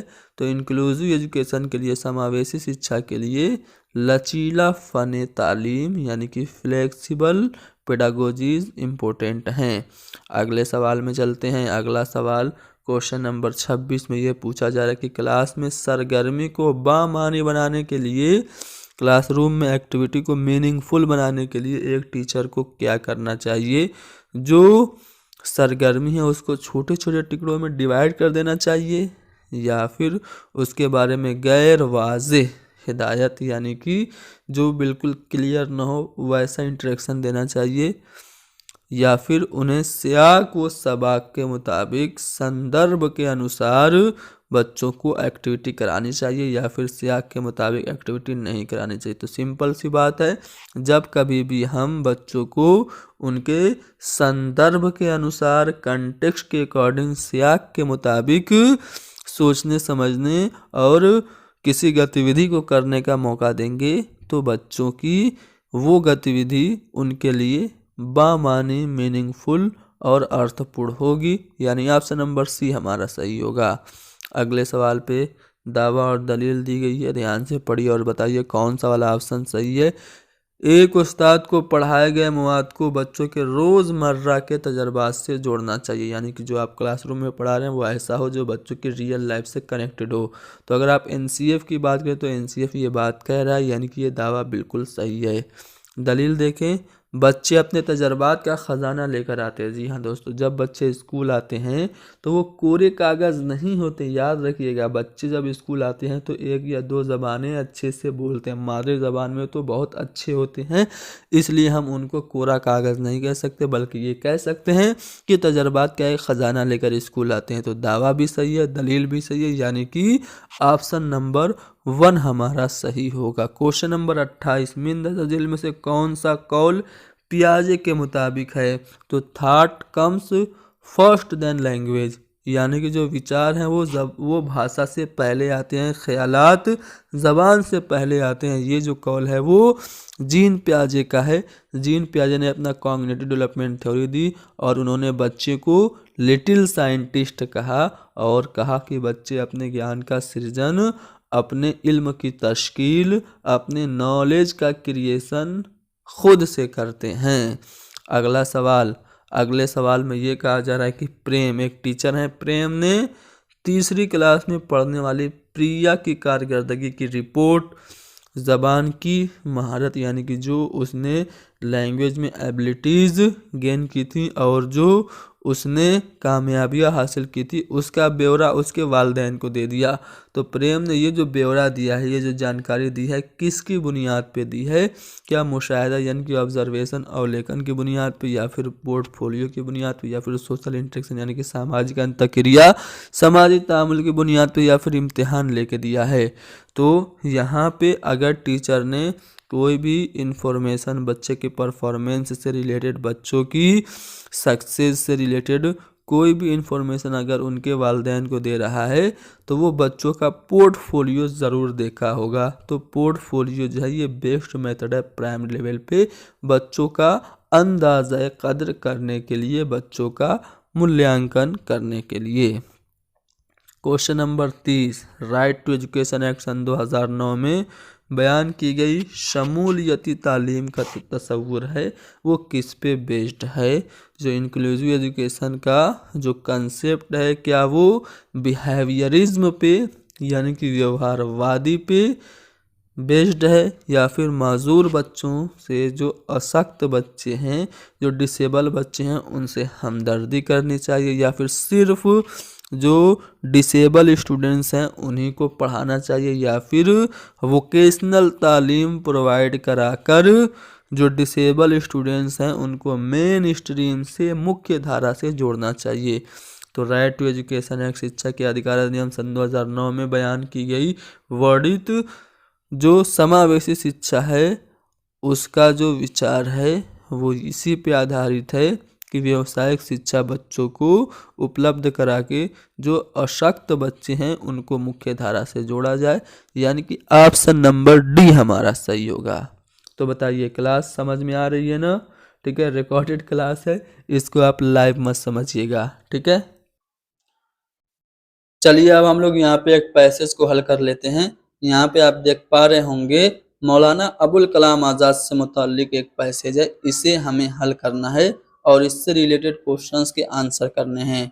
तो पैसेज को हल करने का तरीका मैं आप लोगों को बता दूं। पहले आप पैसेज को मत पढ़िए, पहले सवालात पढ़िए और सवालात से कुछ अल्फाज को अपने ध्यान में बैठा लीजिए, और सवालात पढ़ने के बाद जब आप पैसेज पढ़ेंगे तो इससे आपको हल करने में आसानी होगी। कैसे, चलिए दिखाता हूँ। पहला सवाल जो आपसे पूछा गया वो यह है कि मौलाना अबुल कलाम आज़ाद के मज़ामीन अखबार में पढ़ते वक्त सब क्या समझते थे। तो यहाँ पे मज़ामीन और अखबार ये लफ्ज़ आपको ध्यान में रखना है। आगे बढ़ते हैं अगले सवाल पे। अगला सवाल ये है कि आज़ादी के बाद इनको हिंदुस्तान का क्या बनाया गया। तो इनको हिंदुस्तान का पहला वजीर तालीम बनाया गया। ये तो स्टैटिक जीके का क्वेश्चन है, चाहे तो आप यहीं पे आंसर दे सकते हैं, बाकी कंफर्मेशन के लिए पैसेज से मिला भी सकते हैं। मजमून की जमा, ये देखो ग्रामर पे बेस्ड क्वेश्चन है, वोकैबुलरी बेस्ड क्वेश्चन है, तो इसका जवाब भी आप लोग यहीं पे दे सकते हैं। मजमून की जमा मज़ामीन होगी, चौथा वाला ऑप्शन सही है। आज़ादी का मुतज़ाद पूछा जा रहा है तो गुलामी हो जाएगा। आगे बढ़ते हैं। मौलाना अबुल कलाम आज़ाद बचपन से कैसे थे। बचपन से कैसे थे, ज़हीन, मेहनती, सेहतमंद या फिर होशियार। उसके बाद अगले सवाल में उन्होंने किस उम्र में लिसानुस्सिद्क़ पर्चा जारी किया। तो कोई नंबर होगा जिसकी उम्र में उन्होंने लिसानुस्सिद्क़ पर्चा जारी किया था। पैसेज में आपको नंबर ढूंढना होगा। अगले सवाल में वो किताबों के हवाले कब देते थे। तो हवाला लफ्ज़ आपको ध्यान में रखना है, ठीक है ना। तो अब चलिए अब हम लोग पैसेज पढ़ते हैं। पैसेज पढ़ते ही आपको सवालों के जवाब मिलते जाएंगे, ठीक है। मौलाना अबुल कलाम आज़ाद हमारे मुल्क के उन रहनुमाओं में से हैं जिन पर हिंदुस्तान हमेशा नाज करेगा। वो बचपन से बहुत ज़हीन थे। अब एक क्वेश्चन आपसे पूछा गया था, वो बचपन से कैसे थे। मौलाना अबुल कलाम आज़ाद बचपन से कैसे थे, तो ज़हीन थे। इसका जवाब आपको मिला, ठीक है। आगे बढ़ते हैं, आगे पढ़ते हैं पैसेज को, ठीक है। उनका हाफजा गजब का था, जो किताब एक नज़र से गुजर गई, जो शेर एक बार कान में पड़ गया वो उम्र भर कभी नहीं भूलते थे। लिखते, तकरीर करते वक्त या बातें करते वक्त वो बड़ी आसानी से किताबों के हवाले देते थे। यहाँ पे किताबों का हवाला लफ्ज़ आपके ध्यान में होगा जब आपने यहाँ पे पढ़ा था, यहाँ पे जब आप लोगों ने क्वेश्चन पढ़ा था तो, ठीक है। कहाँ गया वो वाला क्वेश्चन, जी यहाँ है। वो किताबों के हवाले कब देते थे। तो यहाँ पे हवाला लफ्ज़ आपने देखा, तो अभी आपने पैसेज में पढ़ा कि लिखते, तकरीर करते वक्त और बातें करते वक्त किताबों के हवाले बड़े आसानी से देते थे। तो यहाँ पे चौथा वाला ऑप्शन आपका सही हो गया। आगे पैसेज में जब हम लोग पढ़ेंगे तो हमें ये दिखेगा कि मौलाना आज़ाद ने सिर्फ 15 साल की उम्र में लिसानुस्सिद्क़ पर्चा जारी किया था। क्वेश्चन आपसे पूछा गया है कि लिसानुस्सिद्क़ के पर्चा कितनी उम्र में जारी किया था। लिसानुस्सिद्क़ के पर्चा उन्होंने किस साल की, किस सन की या किस उम्र में जारी किया था। तो यहाँ पे आपने अभी पढ़ा 15 बरस की उम्र में जारी किया था। आगे पैसेज पढ़ेंगे तो आपको और जानकारियां मिलेंगी कि लोग इन अखबार में मज़ामीन पढ़ते तो समझते थे कि लिखने वाला कोई बुजुर्ग आलिम है। अब देखिए यहाँ पे मौलाना अबुल कलाम आज़ाद के मज़ामीन अखबार में पढ़ते थे तो लोग क्या समझते थे, यही ना समझते थे कि लिखने वाला कोई बुजुर्ग आलिम है, यानी कि ऑप्शन नंबर 2 हमारा सही है। ठीक है, तो ऑप्शन नंबर 2 हमारा सही हो गया। इस सवाल का जवाब मैंने आपको बताया भी था। यहाँ पे भी आप लोग देख सकते हैं कि उन्हें हिंदुस्तान का पहला वजीर तालीम यानी कि एजुकेशन मिनिस्टर बनाया गया। ठीक है, किसको, मौलाना अबुल कलाम आज़ाद को, जब देश आज़ाद हुआ था तो यहाँ पे आपका पहला वजीर तालीम बनाया गया। और इनके जन्मदिन पर 11 नवंबर को नेशनल एजुकेशन डे के तौर पे मनाया जाता है। ठीक है, इन्होंने एक बहुत ही मशहूर किताब लिखी थी जो आपको कॉम्पिटिटिव एग्जाम में पूछी जाती है, इंडिया विंस फ्रीडम। ठीक है।